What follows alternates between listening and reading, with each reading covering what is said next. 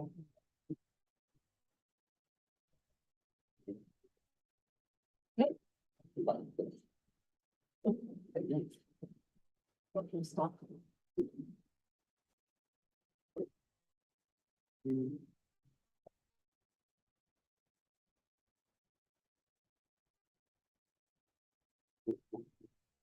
the wrong link, it's not.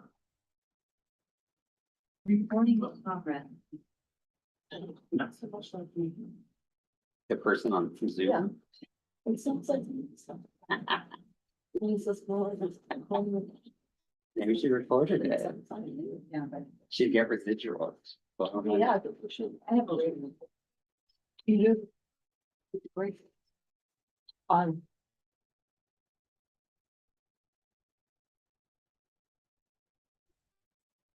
So, all right, are we good, Marisa? Yes. All right, welcome everyone, to the Executive Committee of Manhattan Community Board 5. We have a long agenda tonight, but we're gonna have to be a little bit nimble in this too, because I do see some of the items, people who are presenting are not here, so we'll kind of bounce around a little bit, on this. So, let's actually start with the Election Committee, update, if you wouldn't mind sharing that, Kevin. Sure. The election committee update, just a reminder to everyone that we have our full slate of nominees that came in 2 weeks after the prior board meeting. However, per the bylaws, everyone is allowed to nominate themselves or someone else through the slate from the floor at this upcoming board meeting. So given the slate of candidates that we have, if you know or know someone or want to run for something else yourself, there will be an opportunity to do so. Do you have a thought, Brad, of when that opportunity will be? In the meeting? Yeah. I think I will probably start when we do committee reports, I don't have a full board agenda for that. When we do committee reports, actually, that's a good catch, we should probably add that, be the first committee report, the elections committee. Sorry, I have one. And Kevin will present the nominees. And then Kevin will, ask yeah. For additional, if there are additional nominees from the floor. I think that's right. Okay. That's all right. Everyone else? Seems fine. Okay. I assume we have now at least one person running for each slot, but I assume people are waiting, so Who knows? we'll see. We'll see. So I'm sorry, I missed that. First committee report will be Kevin. Yeah. Talking about that. And it looks like Todd is on. I'm on to finish your screens.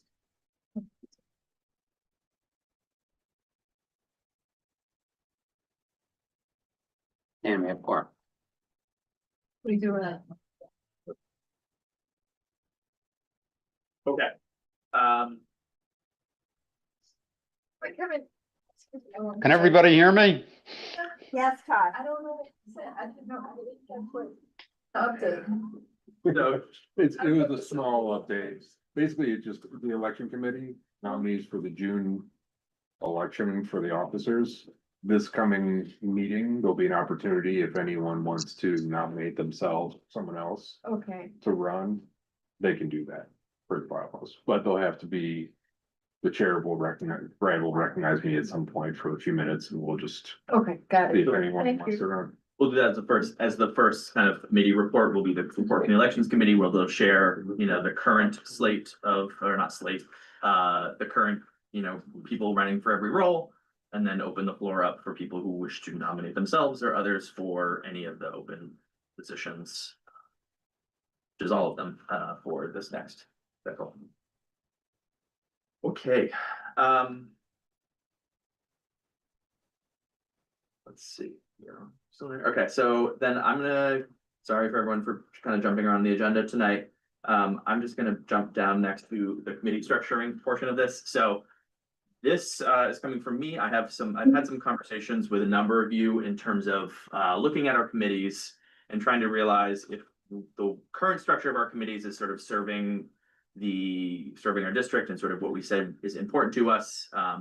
And looking at that, I think I'd like to propose a few tweaks, and I'd like to get some feedback from the members of the executive committee here, just to sort of see your thoughts on those. So the first one of these is looking at the BEX committee. So a lot of this is coming out of, we issue our district needs statement every single year, and every single year we basically have some version of the same three items, which is housing and homelessness, economic development, and sorry, you're throwing me off my thoughts, and public safety or quality of life.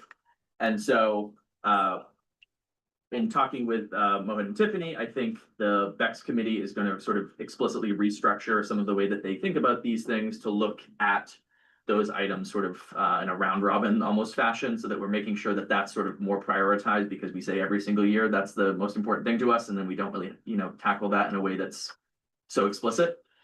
And as part of that, I'm also considering, similar to the way that some other boards do this, is taking budget of a committee, so it will not be held by BEX anymore, and have that run as a standing task force or working group that runs all year long, is made up of members from all committees, and basically takes that process and makes it a little bit more, I don't want to say fulsome, because the BEX committee, I think, has handled it well in the past years, but it just changes the process a little bit so that we're thinking more long-term, because I think that the BEX committee, in trying to handle all of the things that it does, is not able to sort of prioritize or sort of track it year long. It basically becomes, 3 or 4 months out of the year, the BEX committee turns into just the budget committee, and back into the BEX committee. So I have talked to Kim McCall, who is interested in leading that task force, and then she will be reaching out in sort of the coming days and weeks to all of you. But I would like chairs for you to consider members from your committees who you think might be good members to put under this task force, so that that can run kind of year round, like that. So that's sort of one change. So, and then the second change is thinking a little bit about some of the balance between some of our other committees, most notably Parks, PPS, and T&E. And in looking at it, I think, and talking with both David and Libby, I think I would like to propose that we take the E out of T&E, the environmental sustainability aspect of that, and put that into Parks, so that Parks has sort of a longer term sort of proactive, because a lot of what Parks does at the moment is sort of reactive, but to give an opportunity, like we've done, I think, successfully in other committees like T&E, and now BEX, to kind of put some more task-based sort of ideas behind this, so that can be coming, so the Parks committee will take on that sort of that environmental sustainability aspect of this. Exact sort of form of that, I think, is still being kind of thought through, and probably will be, as we test it out over the next few cycles, just to sort of see what people are interested in, and where there's sort of movement and sort of action on our board. And then the T&E committee will just become the T committee, I guess, our transportation committee, and they will be focused on, because there are more than enough things in the transportation realm for that committee to tackle as well. I think they've demonstrated over the past few cycles. So those are the big moves that and I say big, I don't think they're that groundbreaking, but those are the moves that I want to propose, and I wanted to hear feedback from members of this, if there are thoughts, concerns, other ideas. Julie, go ahead. Yeah, I do so much with sustainability and housing, and I guess, I don't know if there can be a balance where yes, parks do play a role in sustainability, but we want our buildings to be sustainable too. So I wonder how we can balance both. Yeah, I mean, one of the things, like the local law 97, which is a big sustainability, that's the carbon tax law that says is coming up. And I know that that's a big sustainability item, and I'm not exactly sure where that falls between the two committees. Yeah, I mean, I But- did a year-long fellowship. I just completed one for sustainability that I have a lot of things to advocate for, and and it's related to housing, so I wouldn't advocate it in the Parks Committee, I guess. So I just wonder where that would happen. Okay. But maybe BEX, I don't know. Okay, no, I mean, these are good. This is what I want to hear, kind of these like edge cases and where we think, certain things would fall. So, you're on. I have a thought about that. So I think, now though you said sustainability, I think we almost every committee, maybe not SLAB, has a role to play in sustainability. So I wouldn't call it that. I would maybe leave it as environment, because the idea is that it's like outdoor spaces, not building codes, right? So I would not call it sustainable. Like you said, you started by saying the E, Mhm, but then you sort of turned it into sustainability. So maybe we don't do that. Okay. And we say every committee has a role to play, except maybe SLAB, on sustainability. That's SLAB. I don't know what. We're gonna get the strength, we're gonna get the strength. And then we leave it with environment. I mean, it begs the question of like, what is a public, what are public spaces? What is environment? What are we talking? And I know there's education there, like sidewalks, right? Sidewalk cafes are done by SLAB, but whatever. So we can work all that out. But I agree with Julie that it shouldn't be parks and sustainability. Like sustainability is, I think, a shared responsibility. Okay. Todd, Oh, can everybody hear me? yes, we can. Okay, so try as we might, the issue of sustainability and environment are divided and are multidisciplinary. What Julie says is absolutely right, that a big part of the sustainability and environment is the buildings. But one could argue that what happens with the buildings is going to impact the parks and the sidewalks, which is transportation or our wonderful public spaces. So looking back on my 9 years on the board, right, whichever committee did it couldn't escape the inevitable overlap of these concerns. It is a growing concern.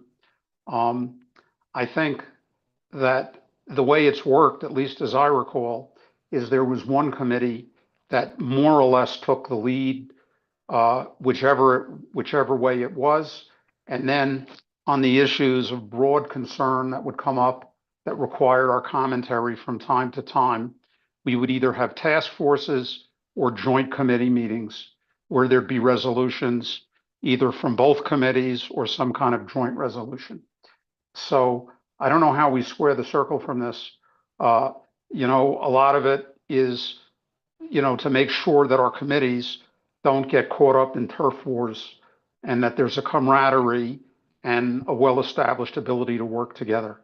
So I simply give that as background and context. As far as the Parks Committees goes, having served on the Parks Committee for the last 9 years, I don't want to be parochial about this, but we've had a lot of input on certain issues, less on others, right? So I support Libby's efforts, for a lot of the major concerns, but we should certainly kick it back to the full board and present these views and see if we can move ahead in a new creative way. Thank you, Todd.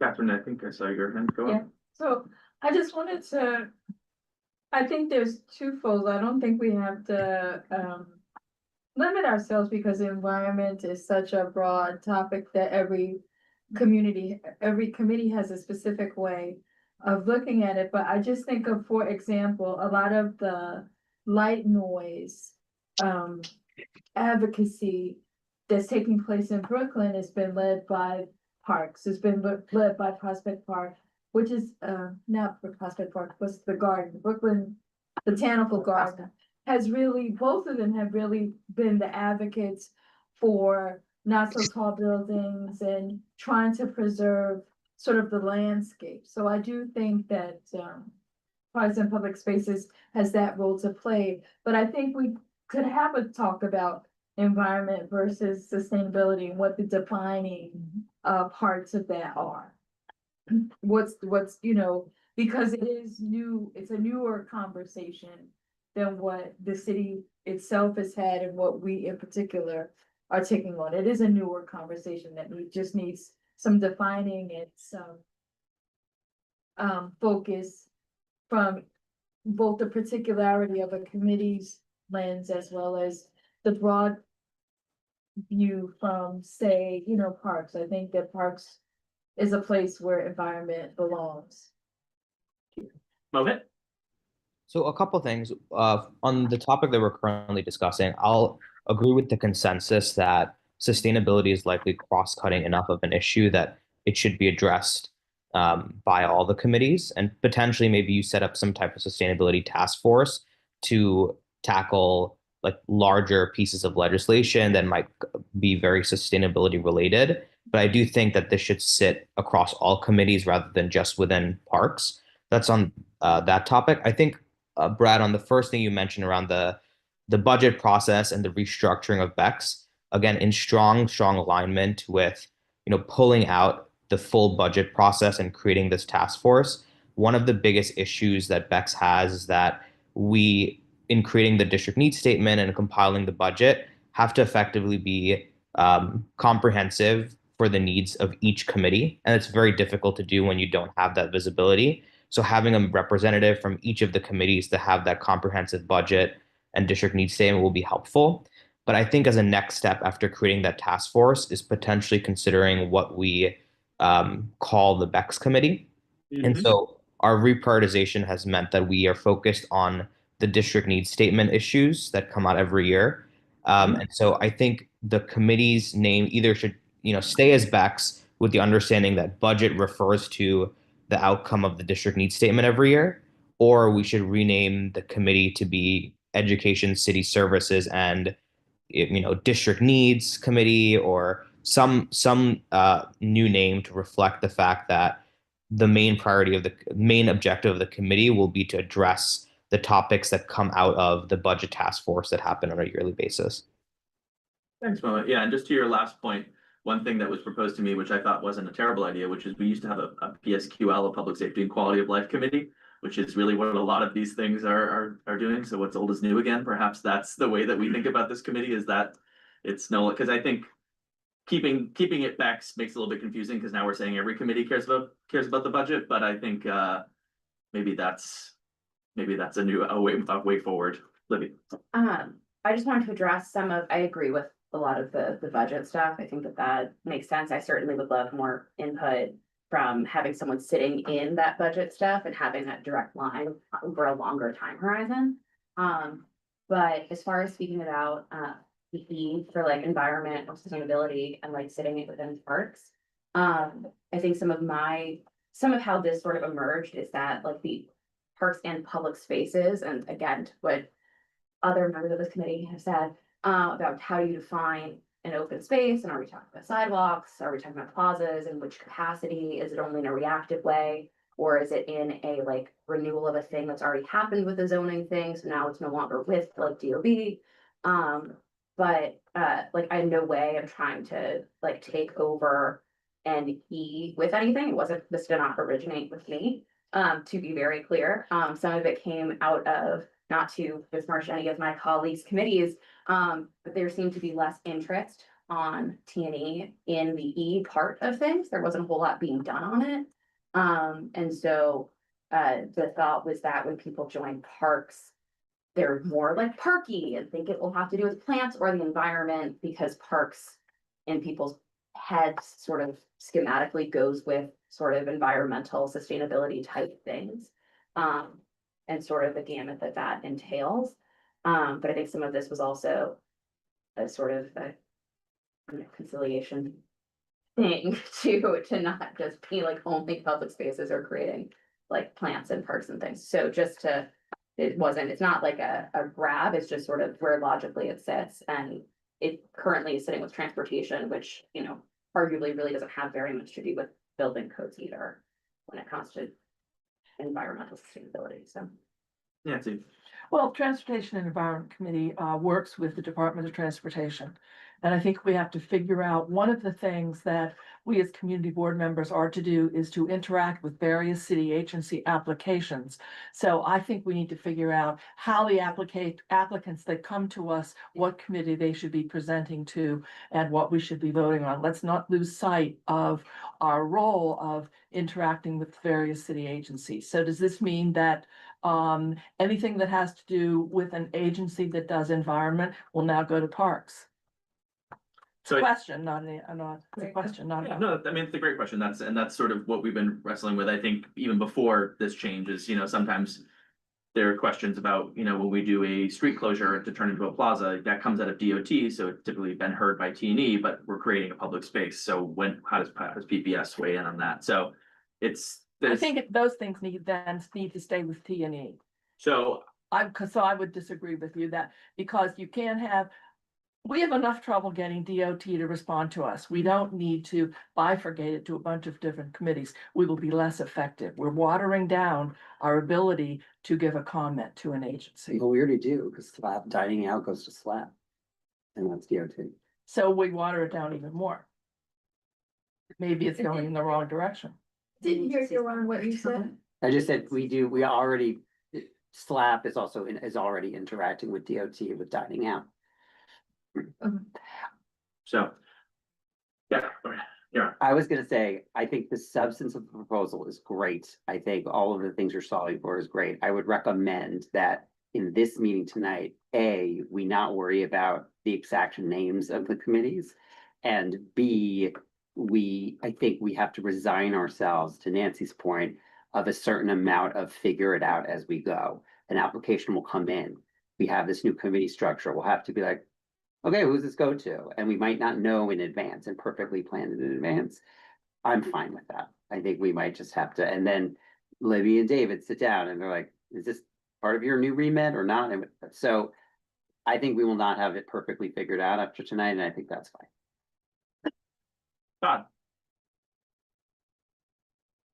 Can everybody hear me? Yes. yes, Okay.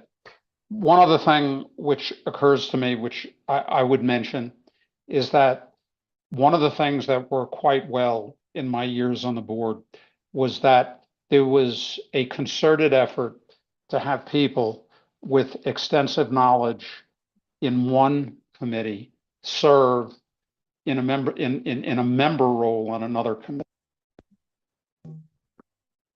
You know, I don't know that that's been done as well as it has been in the past. And when you have these jurisdictional issues coming up, or, you know, where they might come up and people might not be aware of it, if you have that's the skids on these kind of discussions within the committees. thank you, Todd. Tristan, So I think coming up with a rejiggering of responsibilities sounds good. I think what could make sense, I don't think we should make a change without knowing what type of stuff should go where. I feel like we should have like a view as to what type of application should go to which committee before we roll that out. And towards the end, it could perhaps be helpful to kind of do like a back testing analysis to see of the resolutions of this past year, which ones would have gone to which committee under this new proposed layout, which could give you a sense of what the pipeline would look like for the year ahead. And also help decide about like capacity and if certain things should be rejiggered.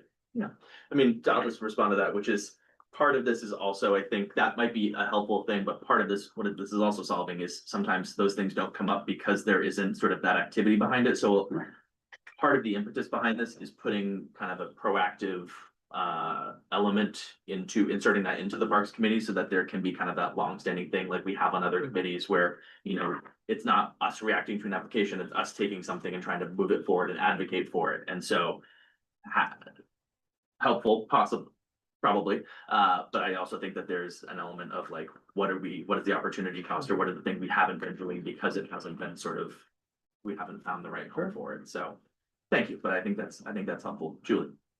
And to that end, because I don't see a lot of environmental or sustainability actions going on in the city, that studying what is coming from the city would be a good point.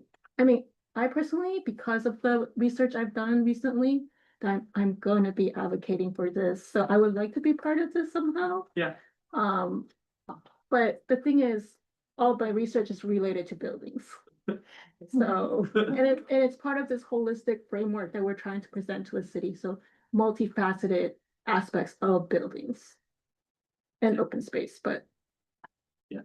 Libby, You can skip. okay, you're up. I was gonna say, I'm taking the new Parks Committee to mean That E, forget environment, forget And- sustainability, to mean outdoor stuff that isn't roadways. That's sort of what I'm taking it to mean. Generally, stuff that happens outside that isn't roads. That seems like some sort of, David doesn't like that.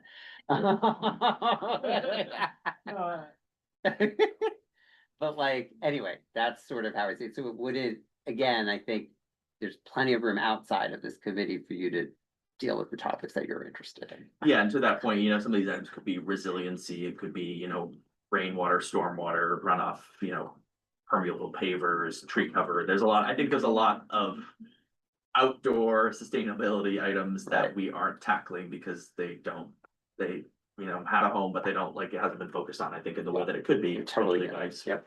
Switching things up a little bit. David. I think I just wanna,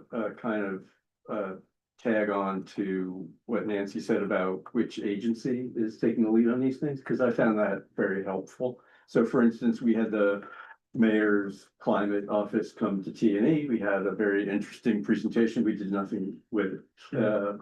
Whereas I think if that had gone to PPS, Right. something would have happened, something would have come out of that. And to Julie's point, I mean, if it's a local law 97, that's a DOB responsibility. Well, I don't know that it really does make sense for that to go to parks. It probably does make sense for it to stay with loose where those kind of built environment issues live. Nancy was our expert on T&E for these issues, but we don't have the time or the sheet to kind of process them. So I think it makes sense to keep that stuff within, the built environment stuff that we're looking at in this already. So, but not to, say these are the answers, but I also think kind of following the client makes sense in this case. Who on the city side are we interfacing with? And, by not spreading that around, I think we are more effective and can create those relationships and manage them better. So. Yeah, go ahead, Julie. I just want to. Every agency has a resiliency and sustainability department these days. So I work with the DCP and HPD agencies and they're growing significantly.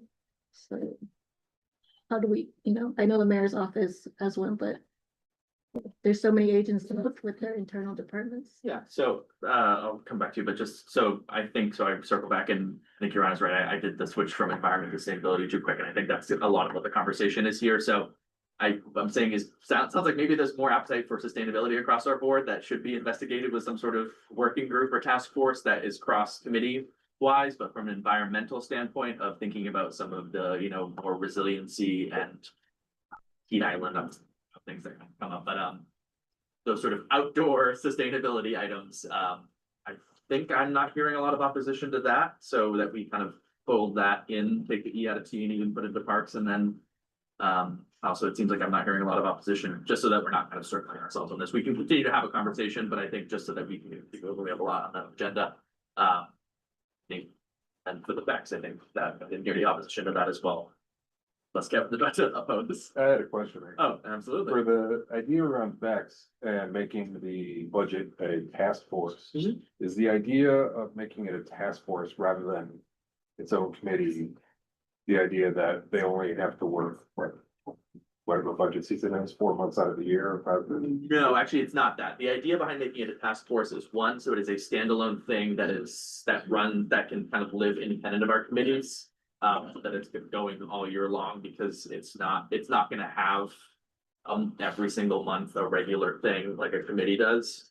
And also the benefit of it being a working group or a task force is that it's also a little bit freer in terms of it being run. It doesn't have to be a public single time, like their work can happen sort of behind the scenes as long as it's coming back to a committee. In this case, I would advocate for the executive committee, but it's coming back to a committee so that it can kind of work through those items a little bit more flexibly. In the way that I think tends to happen when we do the budget anyway, but it's more nimble, let's say. Sure. Right. David.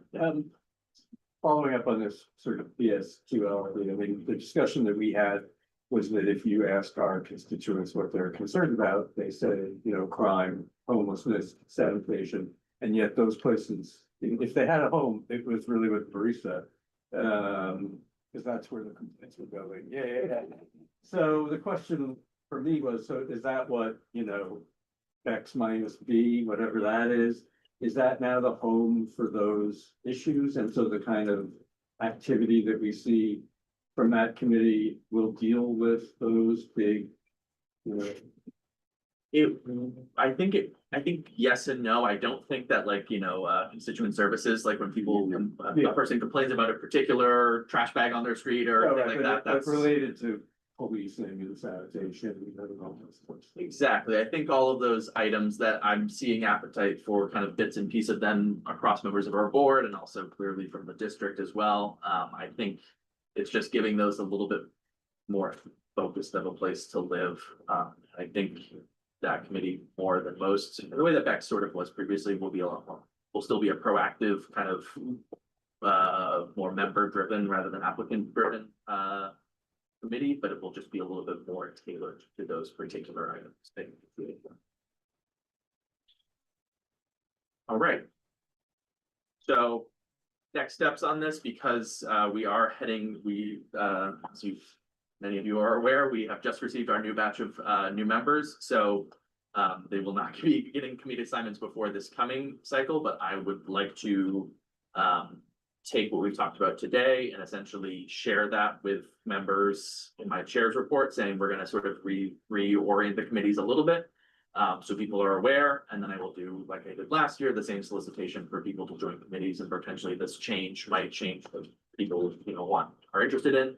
And then when committee assignments go out, it will be to these new slightly altered committees forward. All right. We're gonna circle back to the start of the agenda. So new member onboarding. Kristen and or Todd, I'll let the two of you.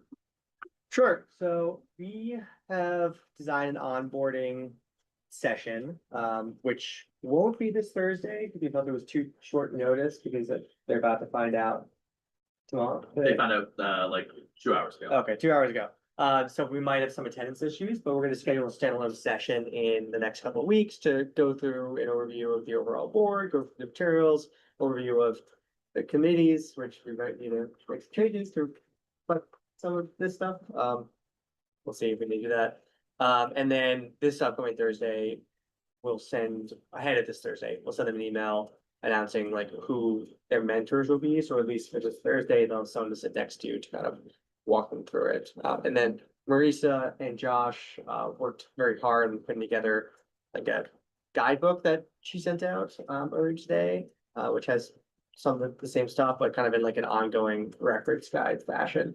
That I think will also be a nice leg up from what we had in the past. And zero credit on our end from that. That was probably the board office. And really it was Josh, so thank you, Josh. Yeah, it was very nice. I thought it was Manhattan, Kansas when I looked at it. If I may cut in for a second, so where do we stand Please, Todd. with our number of buddies, right? Do we have enough buddies equaling the number of new members? Well, I haven't seen the new member list, but we have, I want to say like probably like 10 We will, volunteers. And so we'll just, if you want to double up, we will have a few people double up. yeah, so I think the number we are going back up to is going to be 48. So I think we will, I think if I remember how many were on your list, I think we are under by a couple, so there might be a few people on that list in this addition to join your list, who have person on either side. Do you know if anyone who's not being appointed, who was on the list of volunteers? I don't remember, so I'll have to go back and look at that. All right. So one thing I said at an earlier meeting is I wish that in getting the mentors or buddies or whatever we're calling them, I believe mentors, is that we get people that have longer term experience on the board mixed with people with shorter experience. And to me, if we actually have more mentors than new applicants, it can't hurt to assign 2 people to 1 person, right? Because really the big thing is to use this opportunity to get the new members as involved on a personal and committee level as we possibly can. So I know that the idea of the mentors has sort of been, hasn't worked as effectively as it might, in my view, over the last couple of years, but we really got to pay attention to this. And again, I just want to second everything. It's a shared responsibility between me and Tristan. I want to second everything that he said. And just to add what I said at the last meeting, that whatever we can do to get this to happen as soon as possible, right? Because what happened in past years where things slipped, getting those people in, I hope before the next full board meeting, if not this one, and having, the session where we get them acclimated, we should do it as soon as possible. And I'll say it right now. My space is available if we need for a place together. We can do it at zero cost at my place. Anyway, that's what I have to add, and I'm looking forward to working with the new members. And Tristan and I, see very much our eye to eye in this. Just a procedural, why don't you, me, Marisa, and I guess Tristan talk after, because it's now getting set up that they're gonna get like 5 different emails from 5 different people tomorrow about 5 different things. So let's like try to streamline that, because she'll send the board material. Tristan's gonna do buddies. You're gonna do, hey, welcome to the board. I'm gonna do, here's a voting ballot. Like, so just for their sake, let's talk about how if we get this. And they get the calendar and the bylaws from us. Right. Yeah, so I. You don't have to do it now. Yeah, that's fine. Just quickly on that, I've written kind of a draft email, which is a welcome, and here's the list of emails that you will be getting. There's a number of like onboarding messages. Okay. Which I didn't add yours to, so perhaps I should add that in as a Okay. fourth email that's on the list, but Let's that's- just talk about it. Sure. we can Okay. Talk about it offline. Okay. And also I realized at this moment that I am remiss, as we talk about new members, I also want to take, just a quick moment to thank our current members of the executive committee, who will not be unfortunately staying on with us for this next cycle. So that's Mark, Janice, Michael Southworth, and, Miles, who are all, not staying on with us. And so I want to thank them all. Janice is the only person in the room, but they're here. Thank you. For all of the hard work being put in, this year as your chairs, but also as in prior years on the board, and we can't thank you enough. So thank you, everyone. Yes. Okay. Is there anything else on new member onboarding? Okay, let's go with the budget update. Thank you.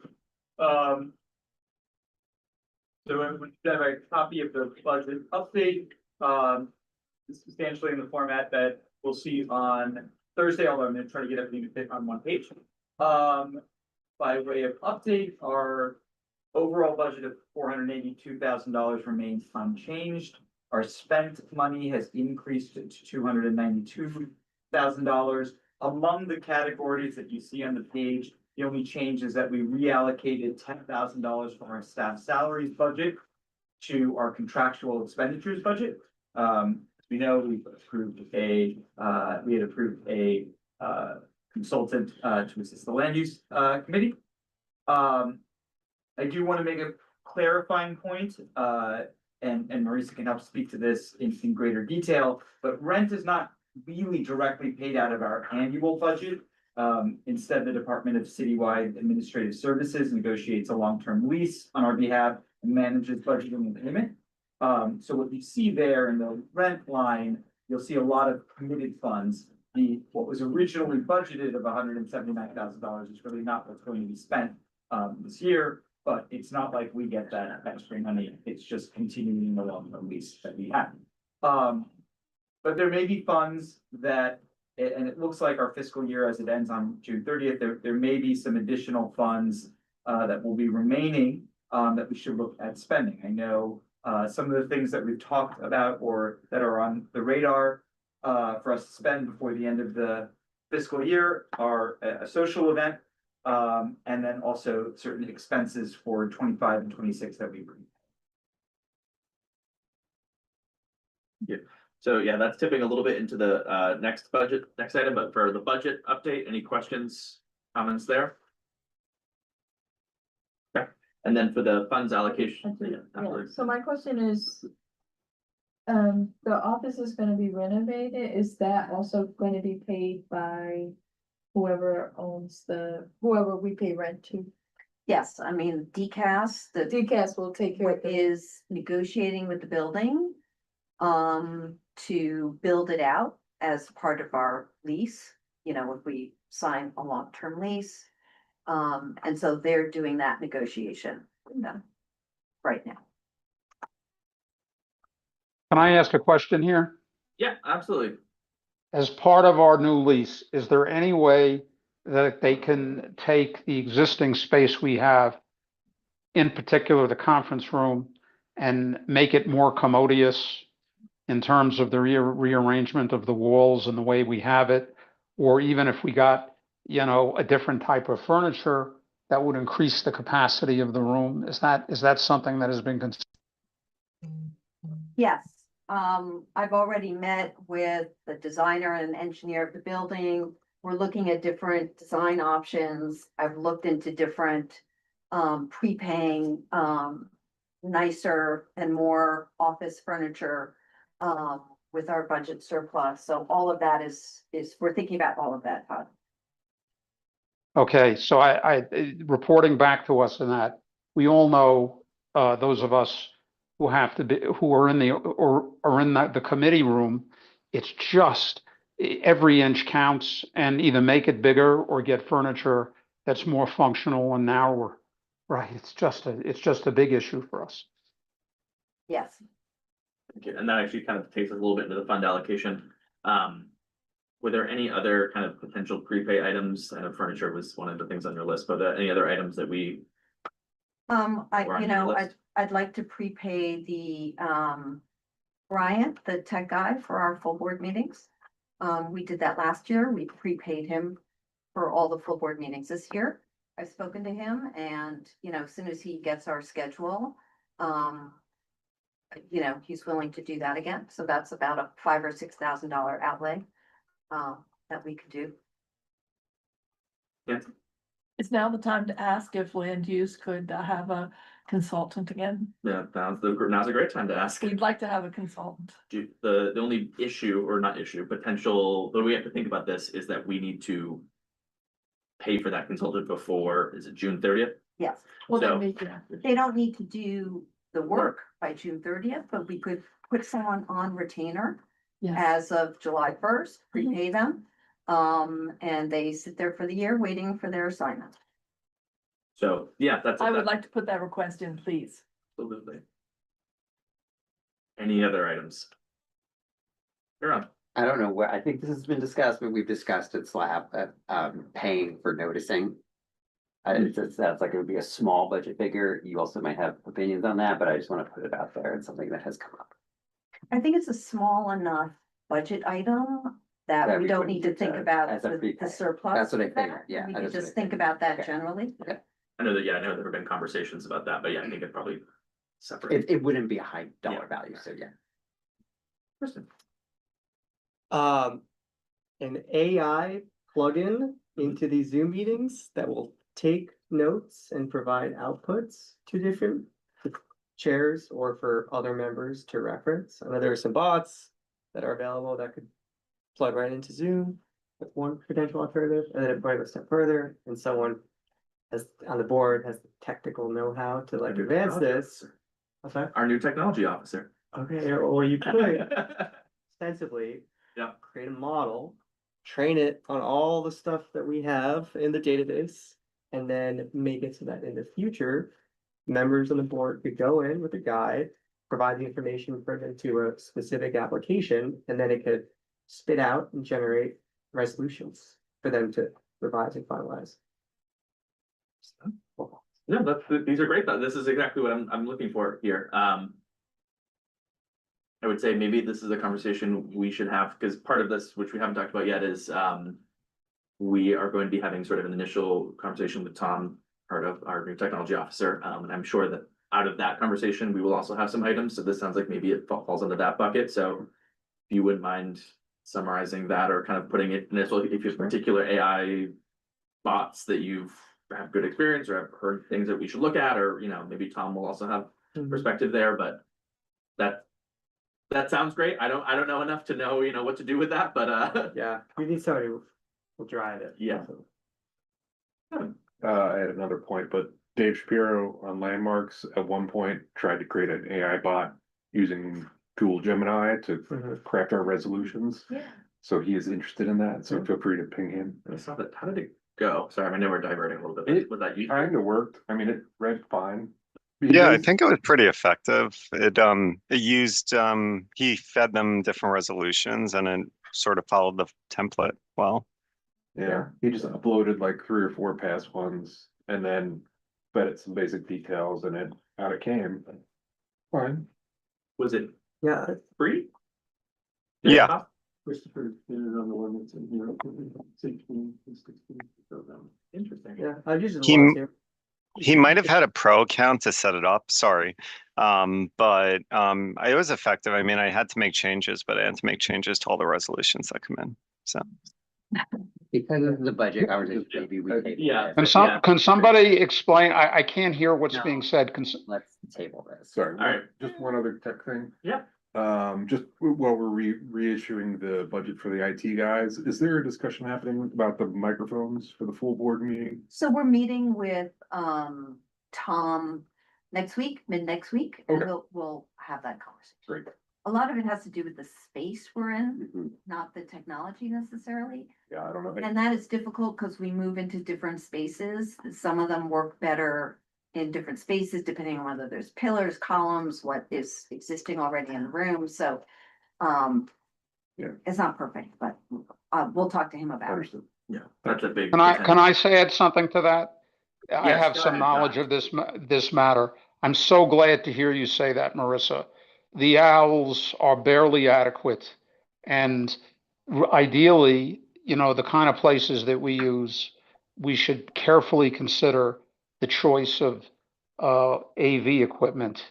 And there are things that we use even at my conference center that are way better than the owls and are not even that expensive. So I look forward to that meeting with Tom. And absolutely, we better make sure we have some money allocated in the budget.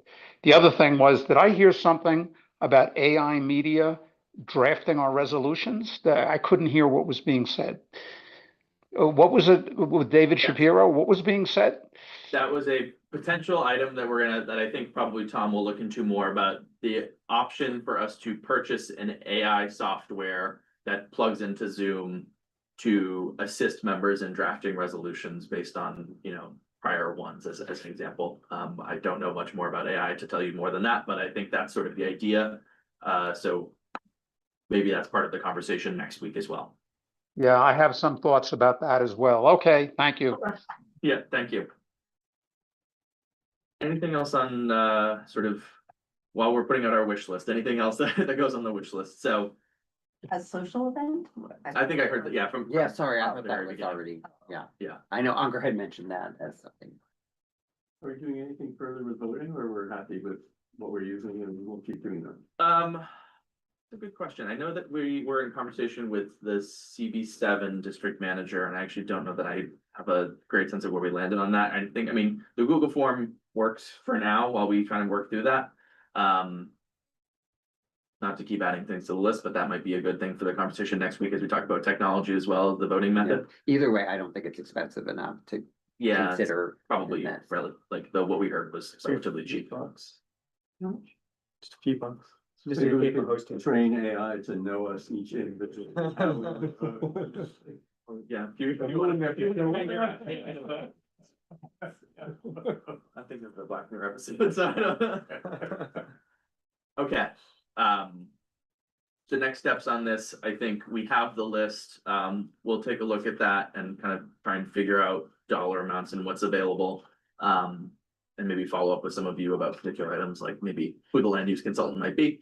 And then from there, we will, report back on this at the June meeting, right before our deadline, but when we spend on this one. Right. Okay, so now we are into the more normal portion of our executive committee, so we're gonna do But we have the full board agenda, the public hearing, which is in front of you. We already have the one edit for the elections committee, which will go to the committee reports. Any comments or questions to that agenda? No? All right, then let's go into committee updates. We'll just go in the order of the packet, but I don't have that in front of me. What's the first 5 Times Square?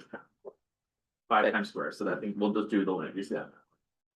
You would, Nancy, but we'll just do Okay. land use to start. Okay, 5 Times Square, is presentation, by the Economic State Development, for a comment for us on an amendment to the general project plan for, converting a commercial office building to residential. This is one of the first office to residential buildings that we are seeing, rental apartments to come before our committee. And so, the comment period closed April 28th. And so we held a special executive committee meeting on April 28th and voted to approve the project with conditions. And we had 4 conditions. I don't have to go into those. And the committee on vote was for the executive committee 17-0-1-0. Questions? For the sake of the new members, when this is presented, can you explain when we're voting on something that we already did? Sure. Yeah, and actually, if you wouldn't mind including that into your report, Nancy, which is essentially this was voted on by the executive committee and passed on as a vote from the executive committee to ESD, just in the interest of the timeline, because this one is a state action, which falls sort of out of our normal timeline, but beyond that, we are voting now so that then we can update ESD with the full vote of the board, and so it is a board action rather than just something coming out of the executive committee. Thank you. Absolutely. Any other questions? Okay, comments? All right, keep going, Nancy. Then the second one was the MSMX rezoning points of agreement. So sorry, skip the points of agreement. We're gonna do that one. That's Okay. later on in the conversation, but do the other land use one. And if you this, would. you're gonna do this. Wait, sorry, so is this not the order when I make the ballot? I shouldn't put points of agreement there. Um, Well, the executive committee has to vote on it first. yeah, that's why Oh, I I got my see. structure. We're doing it after, because I wanna do it after we go But through all still the number keeping ones. this for full board. So I'm gonna still construct the ballot this way for full board, even though at this meeting, we're gonna do a different order. Okay, I think so, yeah. So at the full board, are we going to have, present the MSMX points of agreement second after, 5 Times Square? Correct. Or,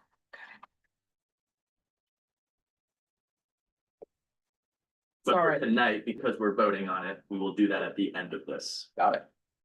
Okay. All right, so we had 3 resolutions.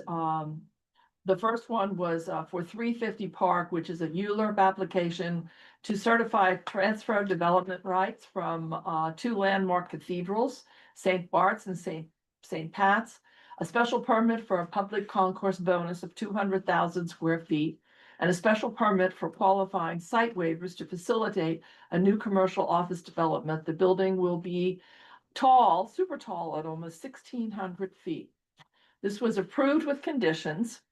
And the conditions were the applicant will explore ways to provide access to public bathrooms for use of the public space.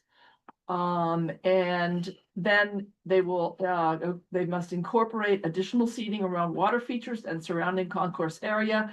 And third, develop a plan for hosting public programs at the site. The vote was 11-0-0. Questions? Comments? Then we have 383 Madison, which this applicant is seeking a minor modification to a previously granted special permit to facilitate the reconfiguration of the ground floor of the commercial building. It's an office building. This was approved with conditions, and the condition was applicants should enhance the proposed appearance of the improvements to be more in keeping with a public amenity, whether through the use of varied materials, lighting, artwork, or plantings. And the committee vote was 10-0-0-0. So just a point, the agenda and the resolution packet have 350 Park, then 515-7, then 383 Madison.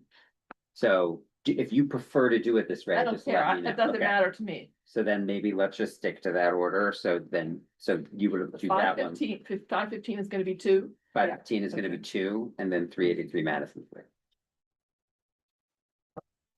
So that was number 3, sorry. Yeah, worries. Any questions? I'm not redoing it. Any comments? Okay, keep going to number Okay. 2.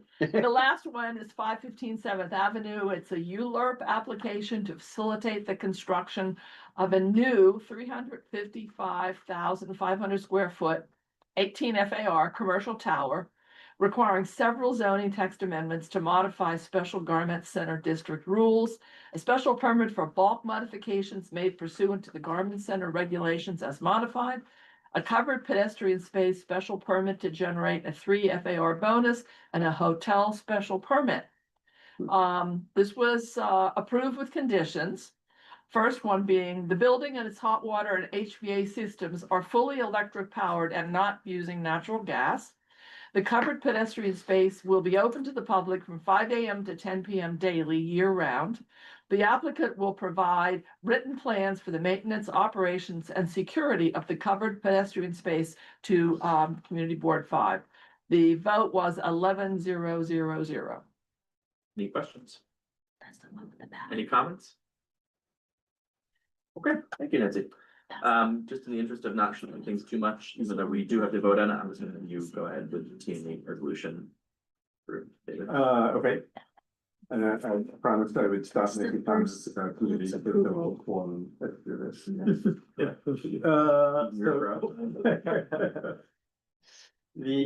So this is a hotel, on, 16 East 16th Street between, Union Square West and Fifth Avenue. And, the street is relatively narrow. There's parking on both sides and only one traffic lane. And, as I've witnessed personally a number of times, people pull up, there's no place to park in front of the hotel or stop in front of the hotel. And so it just ties up traffic behind it. They requested that their whole frontage be used, 50-foot frontage be used, because they have 2 entrances. And Christopher Nazaro did the due diligence, and we ultimately agreed that that made sense. There's a Bread's Bakery that has a outdoor dining shed that prevents parking right up against it. And there's commercial parking behind. So anyway, we agreed with their request and had minimal conditions on this, which were really sort of our standard things that they not try and control the area using cones and stanchions that would imply that it's somehow part of hotel property. They had come to T&E 2 years ago. And we had requested or required a street tree. Turns out that there's a Con Edison whatever right of way in the front of the building, and so there was no way to put a street tree in. They have potted greenery. We asked that they continue to provide that. And that they not seek a roadway cafe that would take away the hotel, or we would have to take away the hotel loading zone in order to do that. And so we requested that they not seek that. So that was also 15-0 and 1. I don't remember what the 1 was. Well, that's an executive committee vote, so I'm not, I think that. Oh, we- yeah. Sorry, that's just a placeholder. Got it. Okay. Say we have. That's why I didn't recognize any of these names. And I wasn't on it, and I thought I was out there. Okay. So any questions? Any comments? Okay, let's take this to a vote. Go ahead, Yes. If that was, Jude, Yes. Anchor, Yes. Catherine's a yes. Kevin, Yes. Nancy, Yes. Tristan, Yes. Libby, Yes.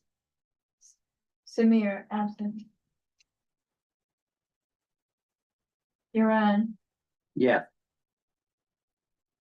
Tiffany Rivas? Tiffany? Todd, Yes. David, Yes.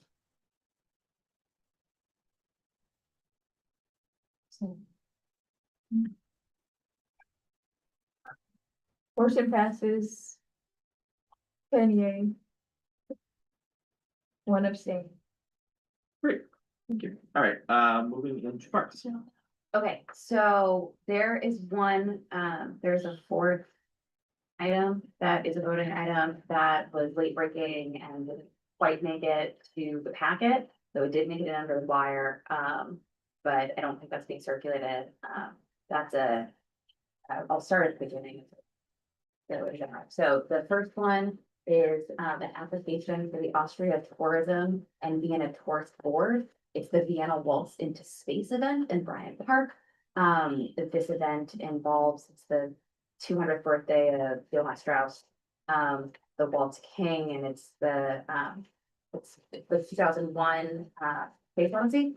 And so they are doing an event where they are going to launch that waltz into space. And then they're gonna have dance classes, and then you can sign up to have one of the notes attached to your name as it gets beamed into space. But it does the first satellite thing. It's the attendance is gonna be 500 people with 25 staff members. So you can make a donation to Bryant Park. All the other things that we asked for are generally good. We generally recommend approval. And the vote for that was 10. Any questions? Comments? Okay, so the next one was, the Madison Square Park Conservancy, applied for, one of their 4 marketing activations that they're, the contract, for a Fresh Botanicals installation marketing event, which is a rather large installation, which you can see from the graphic. It's gonna take place in the gravel in Madison Square Park. It is a rather long installation period. It is from May 12th through May 19th as far as the load and out go. But it's gonna be only active from May 13th to 15th. They're going to distribute beauty products. The event's free, it's open to the public, it's going to explore botanicals. They're gonna have 3 to 5 staff that a lot of things that we generally care about, and this is one of the major funding things for the park again.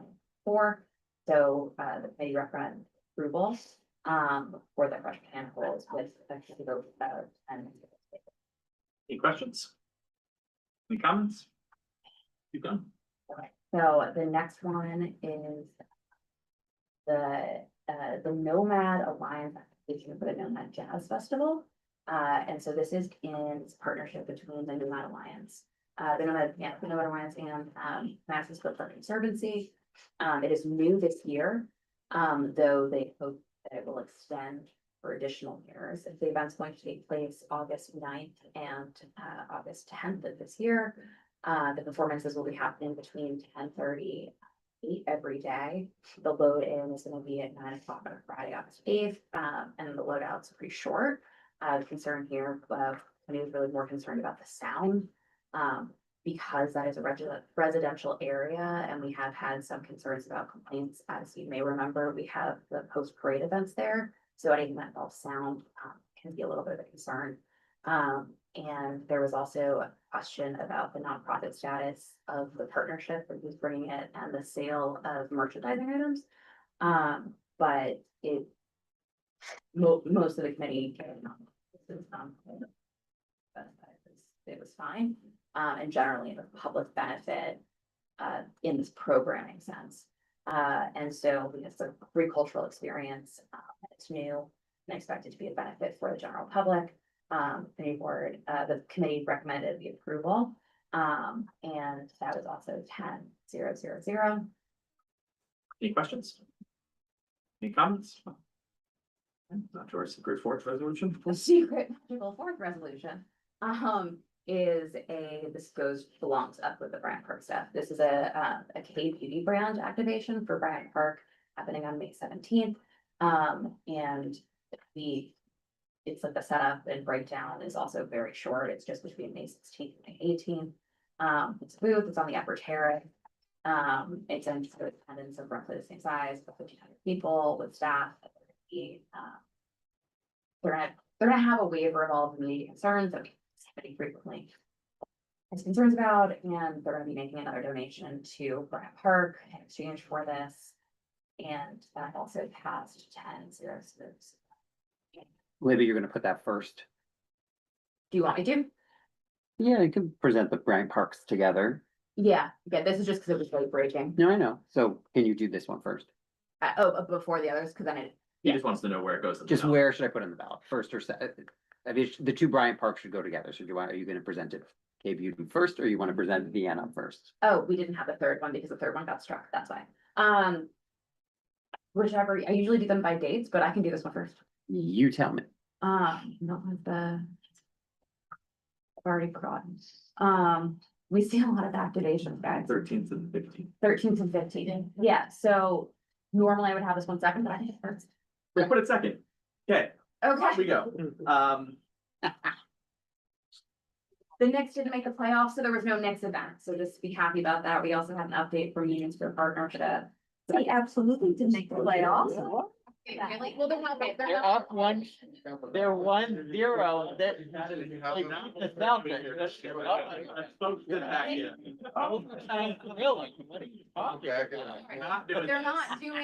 doing the playoff event. Okay. Any questions? They scrapped it. Any comments? All right, on to landmarks. They still would have. All right. Hello, everyone. So we had 3 applications this past month. The first one came from 284 Fifth Avenue, which is also known as the Wilbraham Building. And they proposed a lot of changes to the building, replacing windows, replacing granite, and also adding a new bulkhead. But the committee thought that instead of there was an ability for the applicant here to restore the building to what it looked like in tax photos, and they did not do that. So basically, instead of replicating the existing details, they decided to do something else, and we thought that the changes were not even I'll just say harmonious between the two different storefronts. And so with the lack of continuity, we decided that, or the committee felt that the changes were not acceptable, and we recommended a denial of the application there. Any questions? Any comments? Good, next. Okay, so the next one is came from 16 East 16th Street. This is within the Ladies Mile Historic District. There is currently a canopy at the building, and the applicant here wanted to add a second canopy, which is basically a replica of the existing approved canopy. And the committee did not have any issues with that second canopy. Any questions? Any comments? Okay, next. Okay, and our final application came from 768 Fifth Avenue, which is also known as the Plaza Hotel. The applicant here wanted to make a lot of changes to the main residential entrance of the hotel, which included basically repairing a lot of the cracked and damaged limestone, restoring granite steps, fixing some of and restoring some of the damaged and missing mosaic tiles and flooring, as well as scraping, priming, and repainting the existing historic cast iron details and structural elements of the entrance. And then they also wanted to make changes to the inside. This is both a exterior and interior landmark.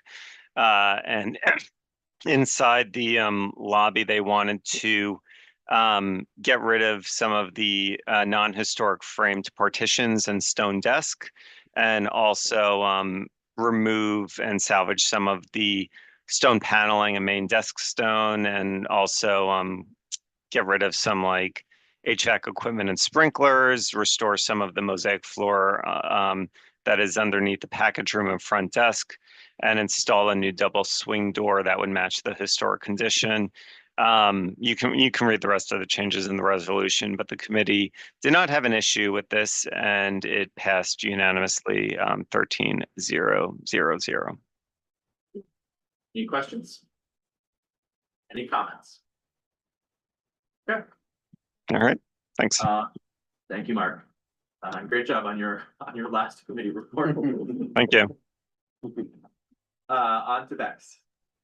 Fantastic. So for Bex this month, our topic of the month was homelessness and mental health. We had one voting item, one non-voting item that we'll revisit next month. For a voting item, we had State Senator Luis Sepulveda join us to discuss his bill 891, which effectively establishes a centralized homelessness crisis database within the Department of Social Services.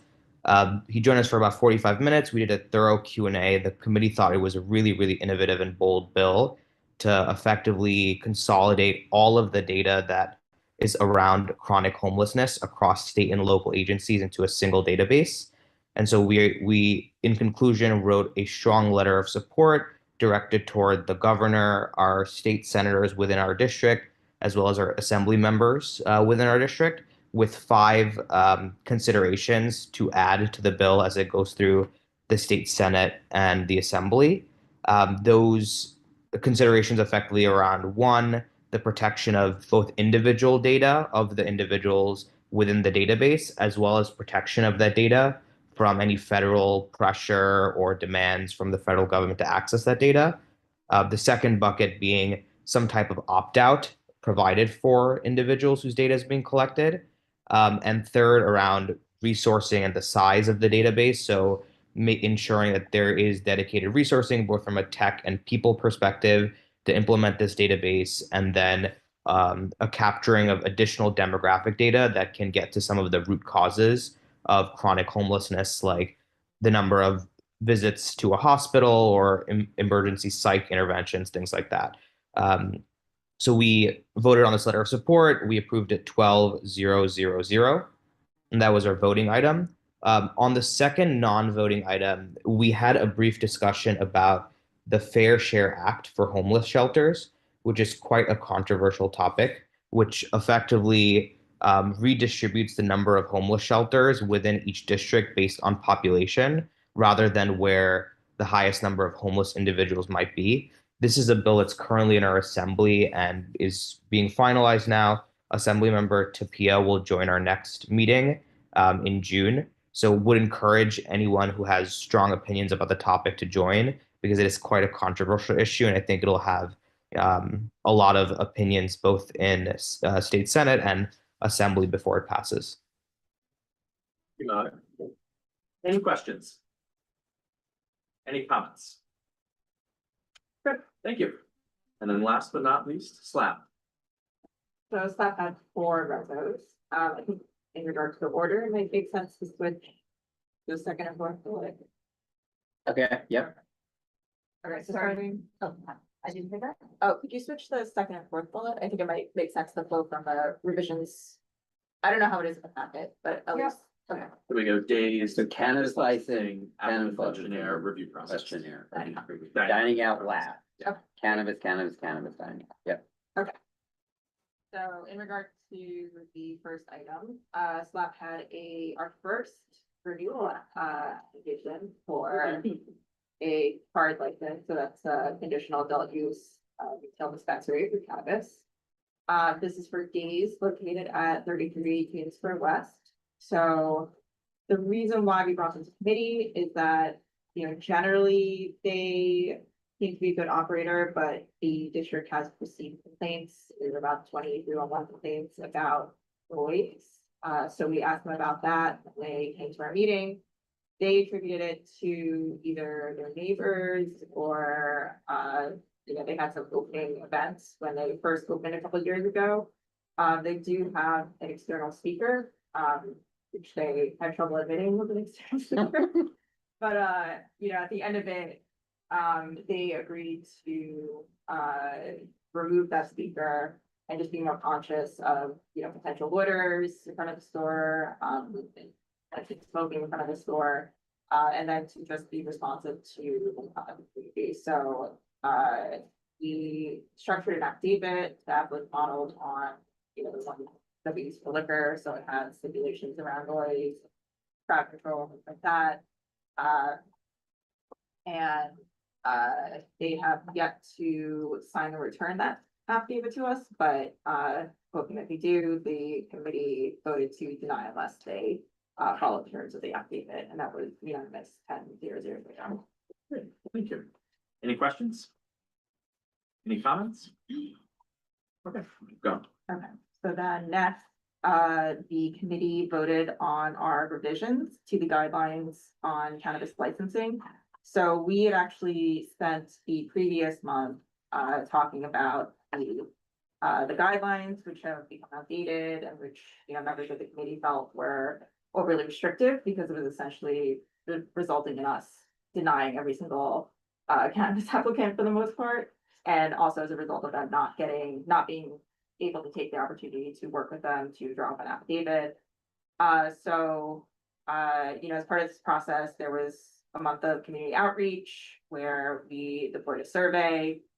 We had 2 public hearings, one at the start of last month's SLAP meeting and one at the start of this month's SLAP meeting to give the community a chance to comment on the revisions that we had made the previous month. And we actually didn't receive any additional comments, so the committee went ahead and voted again unanimously 10-0-0-0. Great. Any questions? Any comments? Yeah, keep going. Okay, so following that, we also took the opportunity to look at the cannabis applicant questionnaire that is sent out to cannabis applicants. So that was something that was created and sent out to the dozens of applicants that we got back in the fall of 2023. It hasn't really been used since. But even though it did its job at the time, now that the time has passed and now that we're starting to get new cannabis applicants, we felt it was time to revisit the questionnaire and see what can be improved to help make it easier for applicants to answer and to do so more accurately. So in doing so, we revised the questionnaire, which is in the reso packet, and that was also adopted unanimously 9-0-0-0. Great. Any questions? Any comments? Okay, next. Okay, and then lastly, also took the opportunity to revisit our dining out review process. So that was a process that we had established back in November. And now that we were a year into receiving applications, by this point we've received, or by the point of the meeting, we had received 114 applications. There was a point in February where we had received 29 applications. And just so, taking the opportunity for us to look at our process, look at the work we were doing, asking ourselves how can we make it more sustainable and how can we make sure that the community feedback that we were getting was going to be heard in an effective manner. We actually decided that instead of trying to follow our a somewhat abbreviated process that we had applied for liquor and then also for cannabis, given just the tight turnaround times that we're dealing with and the volume of applications that we could potentially receive.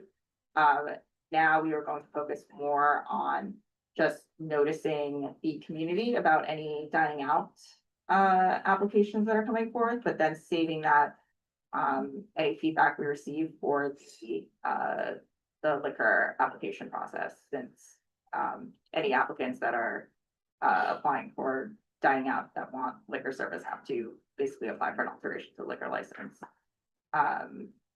So that process was also adopted unanimously 9-0-0-0. Great. Any questions? Any comments? Okay, great. Thank you, everyone. So that takes us through all of our resolutions with the exception, the big one, the MSMX points of agreement. So Julie, if you want to take it away on that one, and that will be a discussion and vote from the executive committee for the full board. Yeah, I'm gonna try to share Can I share screens? Oh, there you go. Yeah. Great. Marisa sent it out early to see if anybody has any feedback. Where I think there was some. I don't know if you want to start. Sure, I can read it out. So sorry, before we go into like nitty gritty of individual changes, just, for everyone's sake, I mean, you were all part of this, but this is Julie did an incredible amount of work on this to pull this all together. So this came from all of the various committees, had sort of feedback on this. They passed their own individual kind of items. All of that was sent to Julie, who then did the Herculean effort of knitting this all together into one very thoughtful and cohesive, bind list, which is what you have before you, was sent earlier.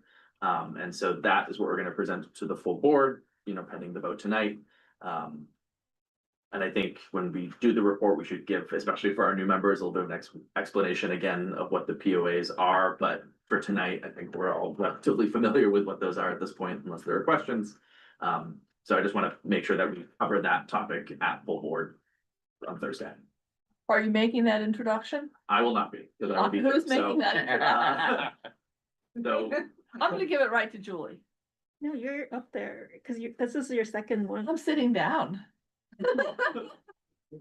I will let the two of you duke that out after this meeting, but Do you want to put this first and I'll go up first and then do this last? Because there's I five. think we're gonna residents. do it last. the very last thing in the meeting. Or the Or very do last you thing wanna we do need it to do. first?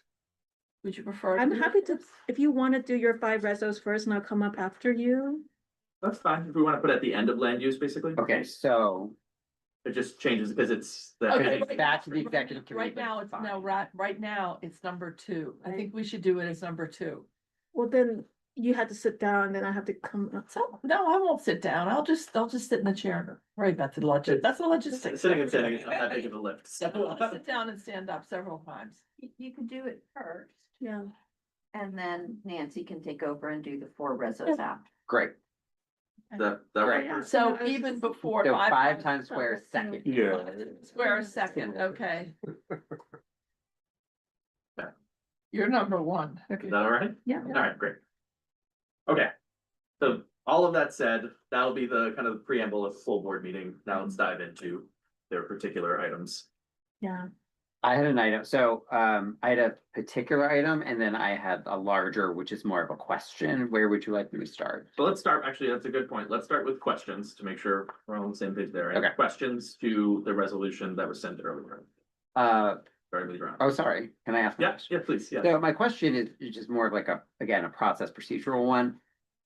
I've never worked on a document like this. I read it, it's great.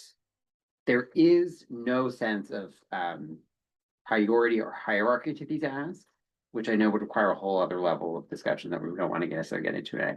I guess my question is, and maybe it's also for Marisa, like, was that a problem? Like, this is like, here's a bunch of stuff in no particular order. Is that? I think these are really marching orders for the negotiating team. Yeah. With the council. Land use. Yeah. And their work with the mayor's office. Right. I think that's a discussion. Okay. I'm sure the council members themselves will have some priorities. Got it. Okay. And so like, for instance, the one in the 1, 2, 3, 4, 5, in the 6th whereas clause. It's really the only place in the whereas where we're talking about a specific issue. We say, so we have these precedent for allowing the highest residential density ever approved in New York City without requiring on-site exterior amenity space or sufficient open space mitigation in a neighborhood already severely underserved by public space. If we are highlighting public space and we think public space is the most important issue, we should sort of move that up and say that. Like, I'm just trying to like, Yeah, it's a complex document and I want to make sure that we are, there is an order. The community oversight is first for a reason. okay, great, Because we need accountability, and okay, I showed folks the Gowanus website where they're still tracking after the 2017 rezoning. okay, It's beautiful. They have the POAs on the website. It's okay. We want Great. that. Great, okay, so if we believe this represents also a sense of hierarchy, that's sort of what that's my question, thank you. Right, housing is second because it is about housing, like this Right. whole thing is about housing, we want the housing. Okay, you have a question? Yeah, I mean, well, I think Julie's clarifying a bit here, but first, again, want to agree with you, Ron, and commend Julie on the amazing effort, both in our BEX committee as well as in compiling this extremely comprehensive document. It's really amazing to read. I will like very strongly agree with you, Ron, that if a legislator or a negotiator is to bring this to the table, it's not clear that there is a sense of priority with what we're asking, and I think that's really important if we are preferring to prioritize some of these issues over others. Julie, I think you were just starting to get into how you've prioritized that, but for context, if helpful, how we've done it within the district needs statement in the past is done this at like a category level, and then within committee very quickly, within 30 minutes to an hour, with all the context we have, identify like the key topic areas that are the most important and order them in that level of priority. I do think that would be really helpful given there's so many items in the list and it's likely impossible to negotiate any kind of consideration for every single point on this list. So that's the only suggestion I would have in addition to this. I mean, if Julie is suggesting that categories 1 and 2 here are our top 2 priorities, I'm fine. I don't need to like rip up the Yeah. document at this point, so. There is a rationale, the housing Yep. comes next, but then the existing businesses and the existing tenants, the existing, we Great. want to protect them, but then open spaces right next. Great, And so that's a big. that I'm satisfied. So just to keep this, because I want to finish up questions and then it sounds like there might Yeah. be some changes, but I think the way we should handle that is if there are. If people want to propose that we shuffle these around and say, number 4 becomes number 3 or vice versa. I think that's a discussion we can have. But let's kind of do it in sort of specific things, but it does sound like there is sort of an Great. order, a hierarchy and sort of process to this, so I think that's. How we should present it when we present it to the full board so that they understand that's how we're thinking about this, and also when we go forward. Taking this document into negotiations, we can also be cognizant of that as we go through this. Kevin. Just a question, something you said earlier, is this based off of a template of other points of agreement documents in the past? Right. yes. Okay, I think that would be a key point when you pitch this to the board, emphasize this is based off of the template of what the city has seen in the past, just so there's not like wholesale disagreement of like, this thing, there's 85 points here, like, what do we do with this? Like, this is how it works, like, this is what they've seen, they know what this looks like, whatever. Dozen rezonings in our city, this is just one of them. Nancy. I have a question. If this is a negotiation, we have to have stuff in there that we're willing to take out, right? Because we're not gonna get everything, is that right? It doesn't hurt to. No, but you hear what I'm saying? We may not get everything in a negotiation. You have things in there that you might have to give up for the benefit of other things, which we are not going to give up. Is that part of your thinking too? It all depends on our council members and how much he wants to advocate for us. Okay. You have a question, you're on? No, no, it's a comment. Any other questions? Okay, moving to comments. Samir. I have a few.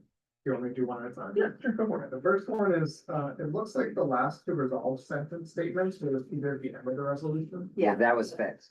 Oh, so it's- it's fixed in the reso Great. package, but Okay, and then, for 2.1. It looks, at least from the resolve statements, it sounds like this is targeted towards the mayor and the city council. 467M is a statewide abatement, so. just Edit it to say, like, push the state government to extend the program instead of extend it, because we can't do it on their own. Does it need to? Sorry, So I think Nancy, there's a few state items and Well, the thought was that we would put this all in one document, then we discuss it and go over it. There are some things in there that that, as you say, are in the jurisdiction of the state. And so that what we need to do is maybe pull those things out and create a separate letter that goes to all of our state assembly members and senators and push them on those items. Yeah, so I think in that case, then I think we should remove the planning limit, put that into a separate. Well, we'll not remove it, put it on put it in the letter to the state legislators, Right. is what you mean, Well, right? I think if it stays in this document that is targeted at only the city, we should just change it to say, push the state government to extend the program. So, you know, the mayor does go and advocate, we can ask him. Okay, that's good, okay, but then I think we should also then put this on, have this state list as well. As an alternate to this, we could also just consider adding additional resolve that says, because we have resolves that target towards council Okay. members, some that targets toward the mayor. We added a resolve that targets it towards state representatives as well, so that then when we pull out all these letters, you know, we can Yes, write letters based on the relevant items. But we Yes. have, like you say, one document that has all of the asks. well, yeah, how we, I think that's, how we distribute it is yet to be seen, because we have to go through the negotiating process, and it will be several months. So we need to have it all together, and then we can parse out and decide what we want to do, but I think it's a good point that you're making. So maybe then we can add a resolve saying, Manhattan Community Board 5 calls upon our state elected officials, name them. You know, where appropriate to push. And their forward successors. The relevant items. Yeah, kind of in the same structure, same idea Or- behind the other ones, but just targeted at our. Or calls on the mayor to advocate for Yeah, state. yeah, I just wanna make sure that we're, you know, if we're saying that we want a state program to be extended, that we're not asking the city council to do that. Okay, so like a state resolve clause. And then 3.3. I mean, I have issues with the idea of reasonable rents, it's just not clear what that means. So that was, okay, can we come back to that one, Samir? Because that relates to whether this even represents the conversation that was had at Bex or not. And then my other comments are 5.1. Don't really like, I feel like this is a budget conversation and it's not appropriate to put this in the, unless I'm at points of agreement. Can I just go through all the comments? Just as a. I would like if we could, in the way that we structure this, if there are items, and that's a fair point, but just. Generally, I would prefer if at the executive committee, we weren't stripping out items that were passed that committee, because in theory, every single one of these was passed at committee. That we do that, if there are items we want to strip, like if you don't agree with 5.1 and you think we shouldn't pass that, I would prefer we do that at the full board so that the entire board has input into that rather than doing it at executive committee, if that's all right. Okay, that's fine. Let me see what comments I have that would be. Because if- Can we talk about why he wants to? 5.17 has a typo. I'm curious. Is that an appropriate? Yes, that's fine, yeah. Right. I think it should be sidewalk widenings on 6th Avenue, not on 6th Avenue. Which one? Sorry, I missed it. 517. 517, Yeah. right? What was that, what was something it? popped by? The bold line says sidewalk widenings non-6th Avenue instead of on 6th Avenue. Oh, sorry. No worries. Other comments. Not change the narrative. I don't think so. I guess maybe this is a question. Sorry, I have to go back. Are there any city-owned lots in the MSMX zone? Okay, then I guess. That's- We FDNY, wish. NYPD. Okay, so city-owned lots. Great. Okay, But can we talk about that 1%? I would say, let's talk about that at the full board, because otherwise we're gonna have the conversation twice. Feel free to have it offline if we want as well, but I just don't wanna do it twice, so. Landmark related item in number 10.3. We had asked to, within the buildings, 90 some buildings that were identified in the site. 30 of them were eligible for New York landmark status. And Marisa Turkred found an article, I guess, the day after our meeting, that the Landmarks Preservation Committee is actually actively reviewing 5 of those 30. Should we revise that, just so we sound like we're up to speed on the latest news, like 25 in addition to the 5 that you're actually reviewing, or something like that? Yeah, I mean, that's a, Or I we wanna think say, That's or important. just call out, controversial. and of those, 30, we understand 5 are being currently reviewed and we, Yeah, support that whatever. application. or, I Just so that that we're aware. I that think it's- that's really important, because we need to impress that we are informed. Right. And that we've done our homework. I think those are the 5 that see before we have to make, or are they different? I think 2 are in CB4 and 3 are in CB5. We have yet to get an explanation on Why those what criteria they used for those 5. So We'll see what comes. Okay. I'll go back. So what's the proposed change? The wording I leave to you, but basically, we recommended the 30 of the 95 buildings in that list in that appendix. I understand, but if you can provide the wording, that would be helpful. I'll say something. Okay. Any other comments? Nancy? I'm concerned about this idea of stripping things out of this list at full board. Because I would like to see a consensus vote on everything we've come up with, because we have spent months. We started on this list in January. And for people now to say, oh, I don't like this, strip this out, it really has me very nervous that we're not showing the community and the city that we all agree on these. And I think it weakens our position. So I would caution anyone on stripping things out. I really would. I'm very worried about that. Thank you. Comments? You're up. Oh, sorry. So comment one, based on the conversation that we just had about these being in some sort of prioritized order, I would also just say that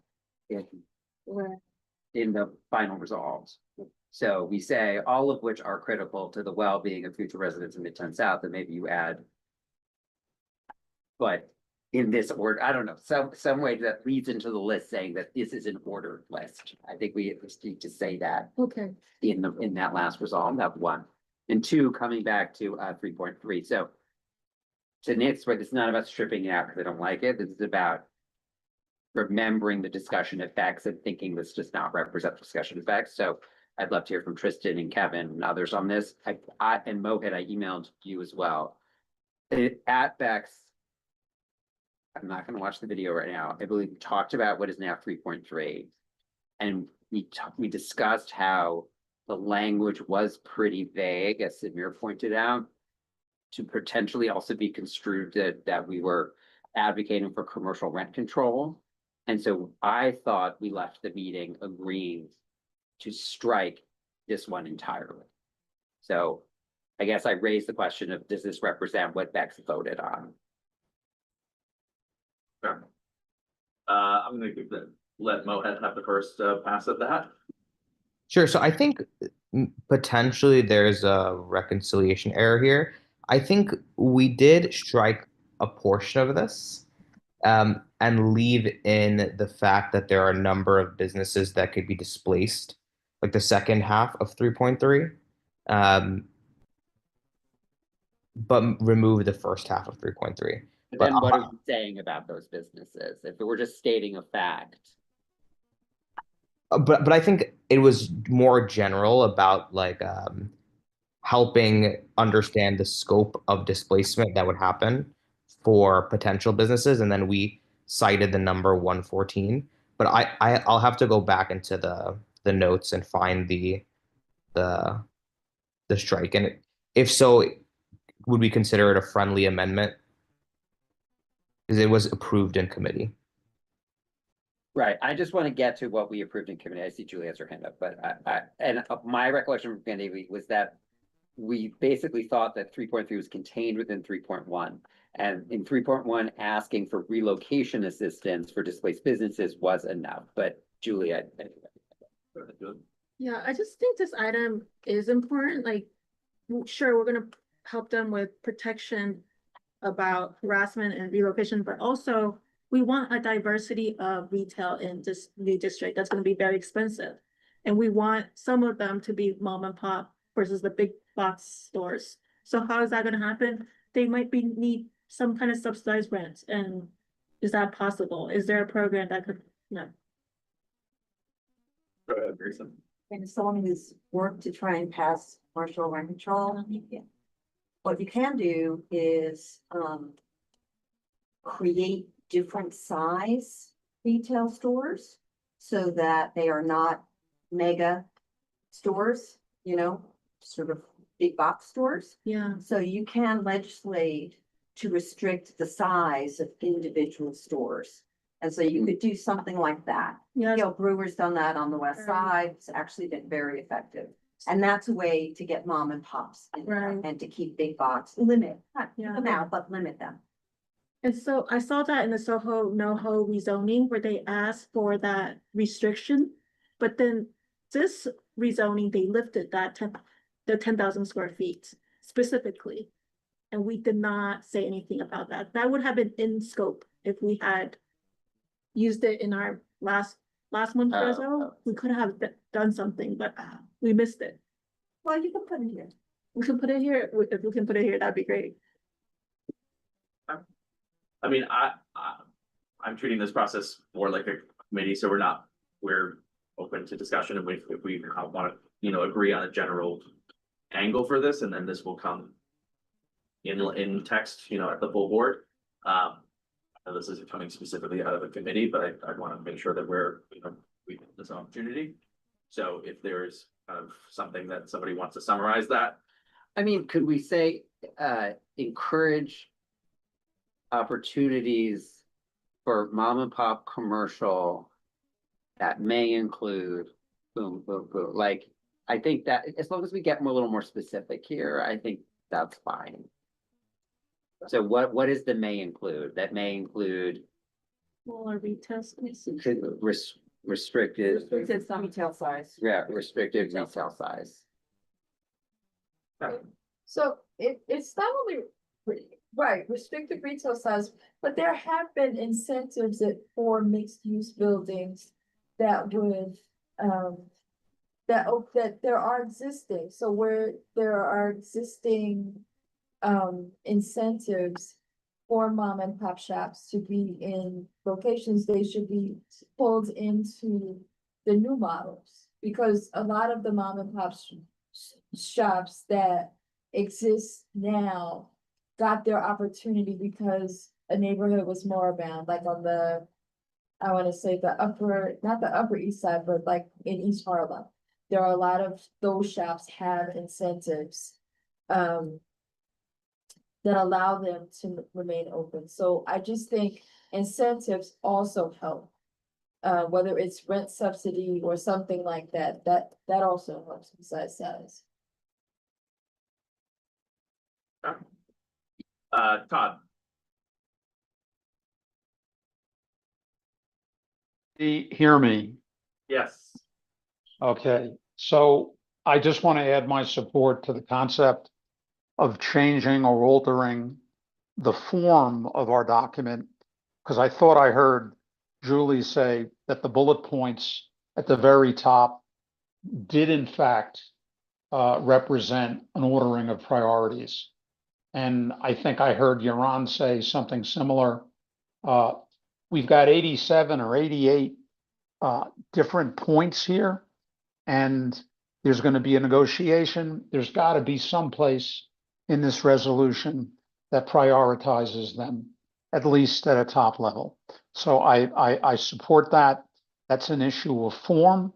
What I would recommend is just in the whereas that has the bullet points, just simply say that the order in which these points are listed reflects the order of priority of our community board. The other thing I would say is, again, I thought I heard Brad say that we should be very reluctant to change any specific items in this resolution. And I agree with that. It seems like the Bex committee, I think I have that right, is dickering over one or two points, whether or not they agree on what actually was decided at the committee. If that is in fact, is that what I heard? We resolved So, it, Todd. okay, so that has been resolved. I was just gonna say, there's gonna be enough on the plate at the full board, and that if the committee chairs agree with that, then that's what we're here for. So I support that. And just generally, I'd like to commend Julie and the committee for putting this together. It's just a tremendous ordering and listing of everything that we think is important. Reading through it myself over the last 3 days, I can't think of any point that we've missed. right? So good job, everybody. And I hope we have enough time to give our full board the opportunity to weigh in on this. And that's where the decision to support it or modify it will be made. Thank you, Todd. I just want to make sure that we don't have any other comments on the 3.1, 3.3. Is that what your hand is about, Mohit? Yes. So we're a little bit past this, but just for full clarity, it is similar to what I mentioned earlier, and you're on good call out. What we agreed on committee was the first part of 3.1 is what we have as our general context, and then we specifically cite the estimated 114 businesses within the new 3.1 with the removal of the first line of 3.3. So it would read something like enforce commercial policies and provide relocation assistance for an estimated 114 businesses that could be displaced as part of this proposal, something like that. Though in the spirit of, making it comprehensive, including, the opinions of exec here, we can potentially change it, but I don't think it'll change the spirit of what we voted on committee. Thank you, Mohit. You're on. Yeah, so thank you, Mohit, but the language I just emailed to Julie, which I think is what we're agreeing to, is 3.1 stays what it is. And the language I just sent Julie for 3.3 would read affordable retail access, encourage sustainable local mom and pop retail, potentially with retail size restrictions or incentives. The draft environmental impact statement notes that an estimated 114 businesses could potentially be displaced as part of this proposal. Does that seem sort of in line with the kind of spirit of what came out of the committee, Mohit? Yeah, I don't think it changes the spirit at all of what we agreed. It's just a text change. Great, thank you. And then Michael, I see your hand up. I just had a broader comment that I like the idea of not getting into the stripping things out here, but I also wanted to echo Nancy and that you guys are gonna have a lot of new members that are not gonna have the sophistication or knowledge to deal with this. So I would just suggest that everybody in this room put forward a unified front and just figure it out and really pitch something that's strong that everybody is on board with so that it doesn't get derailed and whatever, because as Nancy pointed out, everybody in here has done a lot of work on it. And I think it's very, very close. So that's all I would encourage. That's it. Thank you, Mike. No, I have more comments. Yeah, I think we're still in comments, so go ahead, you're on. Just one more. It appears, so 7-Eleven appears to be sub bullets under 710. And their 710 says improve the bus and the subway, and 7-Eleven is all of the ways that we want to improve the bus and the subway. Or am I reading that wrong? Is it a separate item? I guess I don't. That's a T&E item, David, I would assume. Yeah, that's not. Maybe it could be. Sidewalks, is that what I'm hearing? But when I merged it, I think it was coming from different committees, so I didn't know how to combine. Oh, I see. It just seems like. One's crosstown, but then if you read M20, I Googled M20, it's not crosstown, it's. So I was like, okay, so. M20 is not crosstown. I don't know, it's fine, I'm just saying, it seemed like it seemed like everything mentioned in 7-Eleven could be nested as bullets under 710, because it's all about improving buses and subways, but if we wanna leave it. To combine it, if you guys are okay with it. Sure. Great. Do you We'll combine it, object? or- Oh, you think it's different? Well, if we combine it, then it's gonna sound like we only care about the one bus.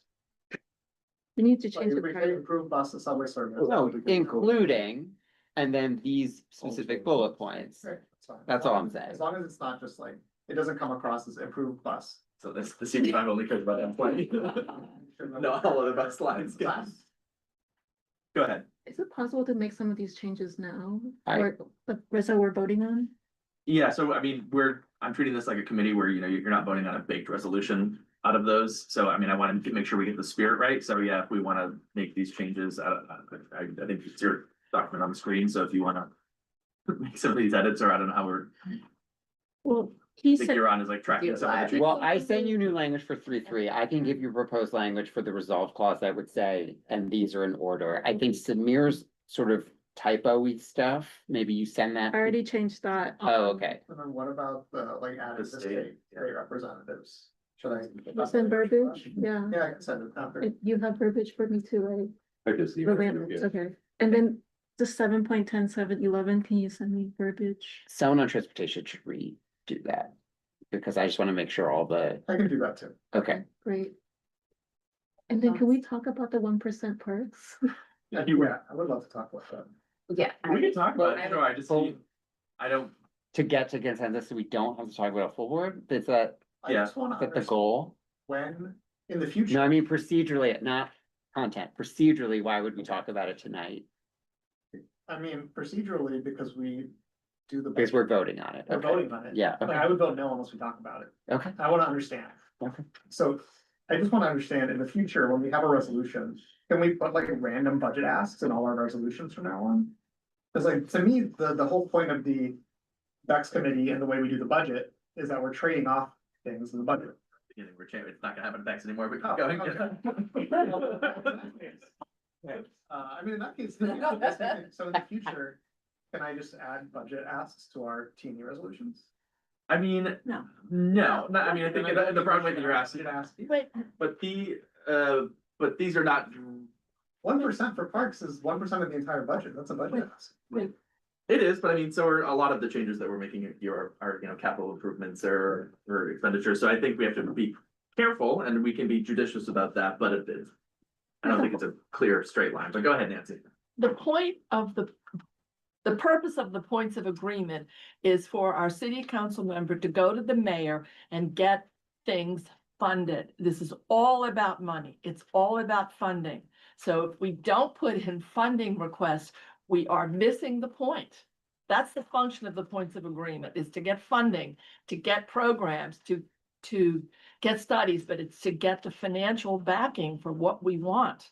If I could put words into your mouth, is it basically you saying that this thing expands beyond the Midtown South and it's just a general budget ask rather than a? If you were asking for specific items, like we do for 5.2, Yeah, I think that's that's like right. we want new open space plazas, I'm fine with that.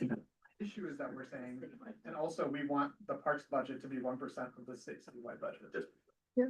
Sure. That's a good. Explain. Go ahead, Libby. Okay, so because this came out of Parks, I can explain why we moved this to be the number one thing coming out of Parks. Was that there was very much consensus, there was general feeling of why are we asking for new stuff, which we very, very much want. But we want to make sure that all of the open space that currently is underfunded actually gets funded as we're asking for this new stuff, because these people need to enjoy the open space.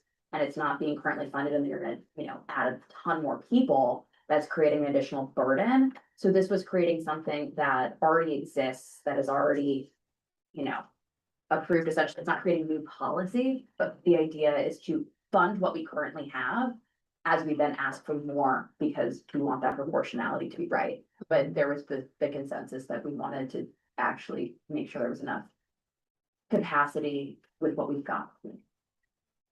Right, I mean, my issue is that points of agreement, and most of these do it this way, is there are specific items that cost a certain amount of money, one time. Typically, they're not operating costs. My issue is that we're putting an operating cost in this, so we're basically saying, from what I understand, is we're saying that we don't want MSMX unless we get these POAs.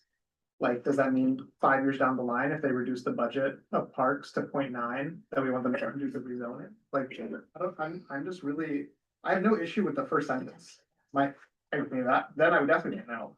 I have no issue with the first sentence. I just don't think we should have something that's an explicit operational budget item in the points of agreement. Michael, you had your hand raised? Yeah, just as further context, it was, part of it is that, that Mayor Adams made this as part of a campaign pledge, so there's at least and I don't know if this reflects the entire committee's perspective, but my understanding was that that was part of it, sort of kind of holding a politician. You're up. I was just gonna quickly say, I agree with Samir, I think it's a little apples and oranges, and I think we should take it. Gavin? Where does the 1% come from? Is that a rule of thumb that city officials would be familiar with, or did that something we I think it's came up coming with? from, like what I said, from a campaign. It was retaining pre-pandemic funding levels and things like that. Samir makes it that a valid point about the way it's stated and how it was happening from a point. So I mean, he's not wrong, but Yeah. it's so, yeah, it's a little. Sure, yeah, that's where I want to go with this, so. Okay, Go ahead. so. What if it says instead of the 1% of the budget? It says. Commit to funding parks and open spaces to adequately meet all of their like capital, their current existing operational and capital. It's because we're adding people, there already, as we go into detail and Julie goes into detail, there already isn't enough open space for the residential commitments here. That it's even more important to actually fund the spaces, even if it's not within an immediate area, that the parks, certainly ones that are nearby, are gonna be. Get additional usage, but so that's the thinking of adequately fund. The existing infrastructure that's going to have a heavier burden. That's fine. Would you mind drafting language for that for Julie? Thank you. Great. Any other comments? Yeah, you were copied on some of this, but this whole thing about the hotel, that, it was included in the resolution. And then there was an objection and it came out of the resolution, then I proposed language that was rejected. So it's essentially one member of the committee has now taken control of an issue that the whole committee had originally voted on. And so I was actually planning on offering that back as an amendment to this thing in some form. Although I've now tried like 3 or 4 or 5 times to come up with something. So I'm not sure really what the answer is, but it was an important issue on a use that we thought was important to the zone, and yet now we're silent on it. We essentially, it's been pocket vetoed. Did you? Want to respond or? We're talking about the hotel special permit? Yes, we are. We, we have started putting together a task force, but I ran out of time. I wanted it to have the first meeting this past Monday and it's just too much stuff got in the way. I'm sorry.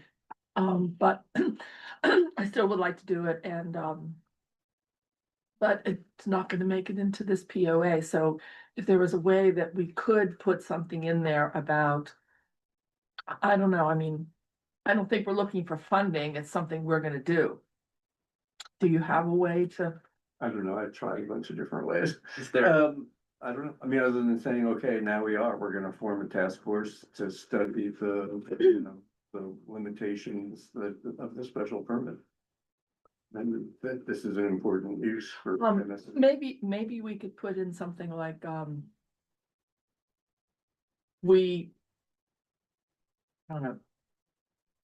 Let me offer this. So we're, like Nancy said, we want to put together a task force to study this because clearly there is interest across the board. I think Nancy's put together sort of a roster mission. I think you've worked with her on this. So we have a process for that. I get your sort of concern about, we want to find a way to say that in this. So if we say, I don't know which bucket it goes into, but CB5 is convening a task force to review the hotel special permit. And we would like, the findings of this to be, I don't know, carried out or somehow incorporated into this. And then, so that basically opens up the door now, so that later, whatever answer that committee and ultimately the full board comes up with is our position and it's sort of folded into this. Yeah, That seems reasonable, but I'll let you. One of weigh the in, things Nancy, and that Julie talks about is, at requesting studies. So maybe it's something that we study with DCP because this is. That to me felt like just a way of killing it, which I think is kind of how it was offered. So, I was expecting a finding rather than us just asking somebody to study something. But you had some ideas, right? yeah, but again, I mean, the way the process ended up coming down, these were not like committee discussions that we voted on. There was a member of the committee that essentially squashed all these things. So I thought, so why can't we just have the task force and then we'll take it up as quickly over the next couple of months? I think. It's still something we need to deal with because we need more hotels. There's something there's something not quite working in the hotel special permit, the way it's set up right now. We don't know what that is yet. We'll have to study it. So, like I said, what if we plant the flag somewhere at this point of that'd be agreement, fine. and then whatever answer comes out of that process. Sure. We then are sort of set up to advocate. Does that work for you, Nancy? Is there? Yeah, I mean, I think it's the same thing as when we did MSMX. We have to study it. We have to look at a couple different points of view, opposite sides possibly. We have someone on that we are putting on this task force who is actually involved in writing the original requirements for that application. Right, I mean, I guess I was just trying to avoid using the word study, because that sounds like. Yeah, so to be clear, we're not asking for DCP to do a study. We are going to do the study, so we. So let's call we're it an convening a task a deep investigation. So who wants to write the language to give to Julie to put that in? Sorry, yes, please go ahead, Samir. You know, if we're gonna do a study, as we found in the past, it typically takes money, perhaps, you know, to $86,000. Maybe if we wanted to have something specific that would go in a POA, we could say, you know, we're gonna convene a task force, blah, blah, blah, and we would like specific funding given to CB5 to conduct community engagement and blah, blah, blah. Or to hire expertise. Yeah. So I think Right. maybe that's a good way to spend it, Bill. Yeah. Sure, I'm happy to ask for that. I Right, do not right. believe that that's gonna happen in the timeline that we're talking about, but we can ask. Well, I think we'll still continue to ask. Yeah, we still do it anyway, and I think that Great. might, does that work, David? Okay. so then I go back, who's writing that language to give to Julie? How about you? Sure. Why are you doing so? I'll edit my, You Go ahead and read it. specifically, you could ask for councilmanic funds to help support the task force. Yeah, and they're the That's ones great. that And have then to that vote comes on from it. either right? Powers or Boucher. That's Yeah. great. They've got money, we want it, so. Will they have to vote for any change? Yeah. Earmark it specifically for this, That's or great. Boucher could do that. That's a great idea. That's a good. I think that's a really good idea. He's been doing it with trees. Okay, Great. any other Thank you, comments? David. All right, then seeing none, let's take this to a vote. I'm gonna say one thing. Sure. Can we conform the bullet points to either be square or circle, but not both? So hard to format this. Anyway, yeah, let's vote. I'm sorry. Yeah. You had a comment about 7.1. Did you want to? I had a comment? Well, you were like, it's sounding a little repetitive. 7.1 sounds like 5.5. Do people, I agreed with you. I mean, I would just, Oh, good catch. what I was saying is, yeah, 7.1 feels very broad in a way that some of these other ones aren't. I don't have a problem with leaving it in, because I think, you know, maybe that's the framework and then everything else falls under that, but it is a little bit, trying not to have too many opinions in these meetings, but, it is a little overly broad, just my personal perspective. Yeah, and I think you make a good point. And why is the public realm fund covering schools? So I wasn't sure how to modify that. And What committee did 5.5 come from versus 7.1? and So maybe 7.1, because at Bex, we talked about a public realm fund, but we kept it real vague, I thought. We also spoke about it at Parks, and going back and forth on varying levels of depth and detail about it. But I think ultimately the version that came out was a slightly more vague one. So should we strike 7.1 in favor of the more specific one? Well, I think funding for school would be great. But that's elsewhere, I think. Is it? Yeah. A separate one. 7.3. Okay. So as long as we aren't losing something, which it sounds like we're not, Yeah. then I have no problem with, well, now I'm saying with striking it so that we're not kind of creating this overly broad one, because we cover everything else everywhere else. Oh, right, if it's confusing, we want to get rid of it. It's also just like, But we kept site 40 for school use, so that's someplace. Well, else. then can we keep I don't think the art is in. yeah, because there's art on 7.9, public art and cultural programming. Yeah, Oh, maybe that's the one that came from, yeah. okay, 7.1 came from Bex, and then the art. came I'm from fine getting rid of 7.1, because also some of this stuff, to Julie's point, is not public realm. So Yes, it's in there. Oh, I think we thought- cover everything in 7.1 Can we search? elsewhere, so let's just strike it. Great. Julie, do you have? No. Or strike, oh, Strike it. And then, yeah, renumber. Yeah. Okay, now we're ready to take this to a vote?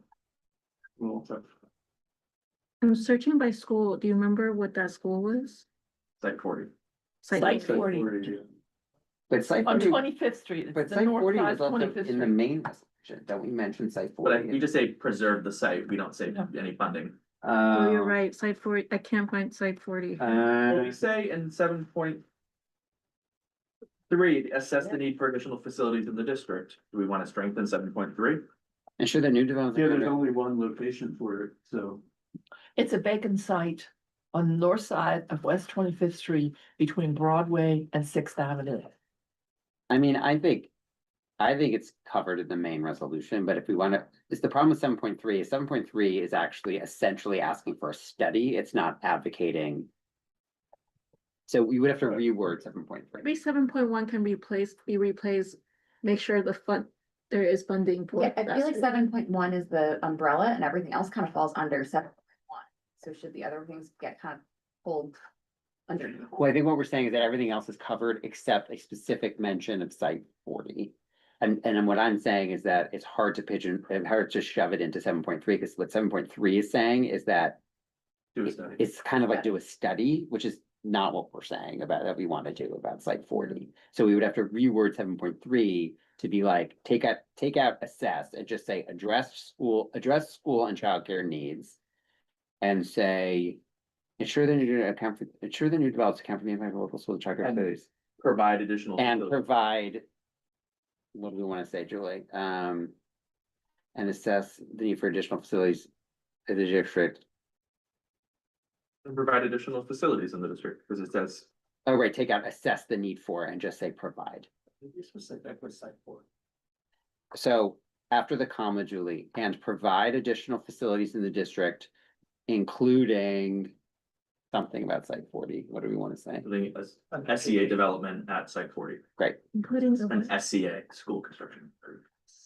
But it's will be owned by the Board of Education. The SCA is just the. They just built it, construction yeah. arm. Yeah, they build it, but the SCA has identified it, but the Board of Education will be building it. So after the comma, Funds just to take build out it. assess the Yeah, need the for and just Yeah. say and Build. additional. SCA funds. SCA is or the it's in design the- The SCA is the design and construction And- arm of the Board of Education, sort of, except it's a state agency, so to get around. So, yeah. Well, all those. So in terms of development company, must State authority. to provide It's state authority. additional facilities in the district, This is the only public one. including, Right. take from that to the including it. Yes, exactly. It's SCA, what is? Yeah. Okay. SCA. School construction authority. Right. Okay, Wait, so are we getting rid of 7.1 or no? we are getting rid of 7.1. What you're seeing on the screen is, I think, Live. Great. yeah, Because great. SCA has identified, the Board of Ed will develop building. Think a developer is building the building, because the site is. Oh, much right. larger. Okay. So they're gonna use the bond. Okay. So we're ready to vote. All right, let's take this to a vote. Go ahead. Yes. Oh, yeah, I guess, sorry, you're right, Samir. I mean, we need a motion in a second. This is not a, this is not a settled thing. Don't move. Okay, can I get a second? Second. All right, now take it to a vote. Go ahead. Was that me? Yeah. Yeah. Yes, yes. Yeah. Julie, Yes. Anchor. Oh. Catherine, yes. Kevin, Yes.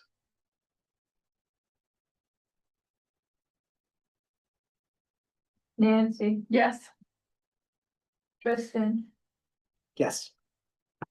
Libby, Yes. Samir, Yes. Yes.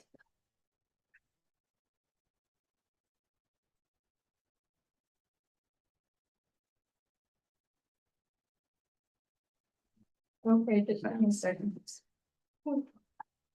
You're on. Yep, yes. What I'm saying is you can just do that. Tiffany. So And you. there was a question. as to He's what was something, the- I don't know if I can. Tom? Oh, yeah, you can even say that. Yes. David. Yes.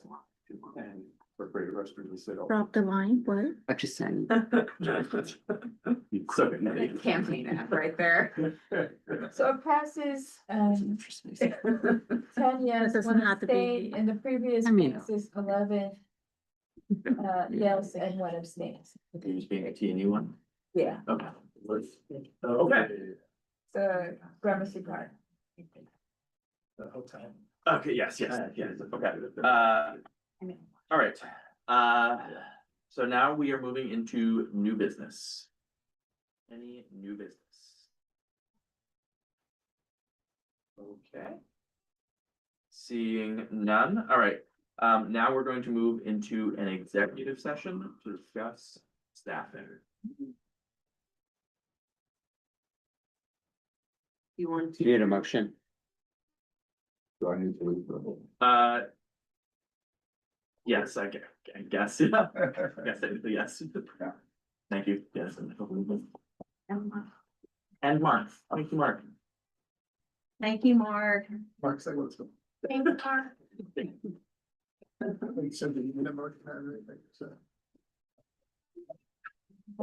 we do. I think. Can I get a motion to enter executive session? I moved to our executive session so we can discuss staff. For her to come back, yeah. Issues. Great, need a second? Second. Thank you, Kevin. Call you B2 if you want to reach I you. think this is a thing we can raise our hands to vote on. Tell Batman I said hi in the meeting. So all in favor of entering executive session, raise your hand. I got it. All right, So those that are attendees, we're gonna close the webinar to the public.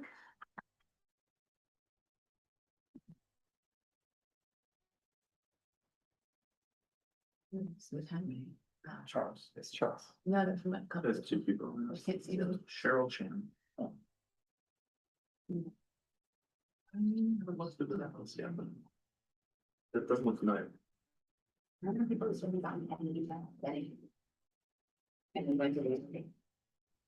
Okay. So, new staff position. Oh,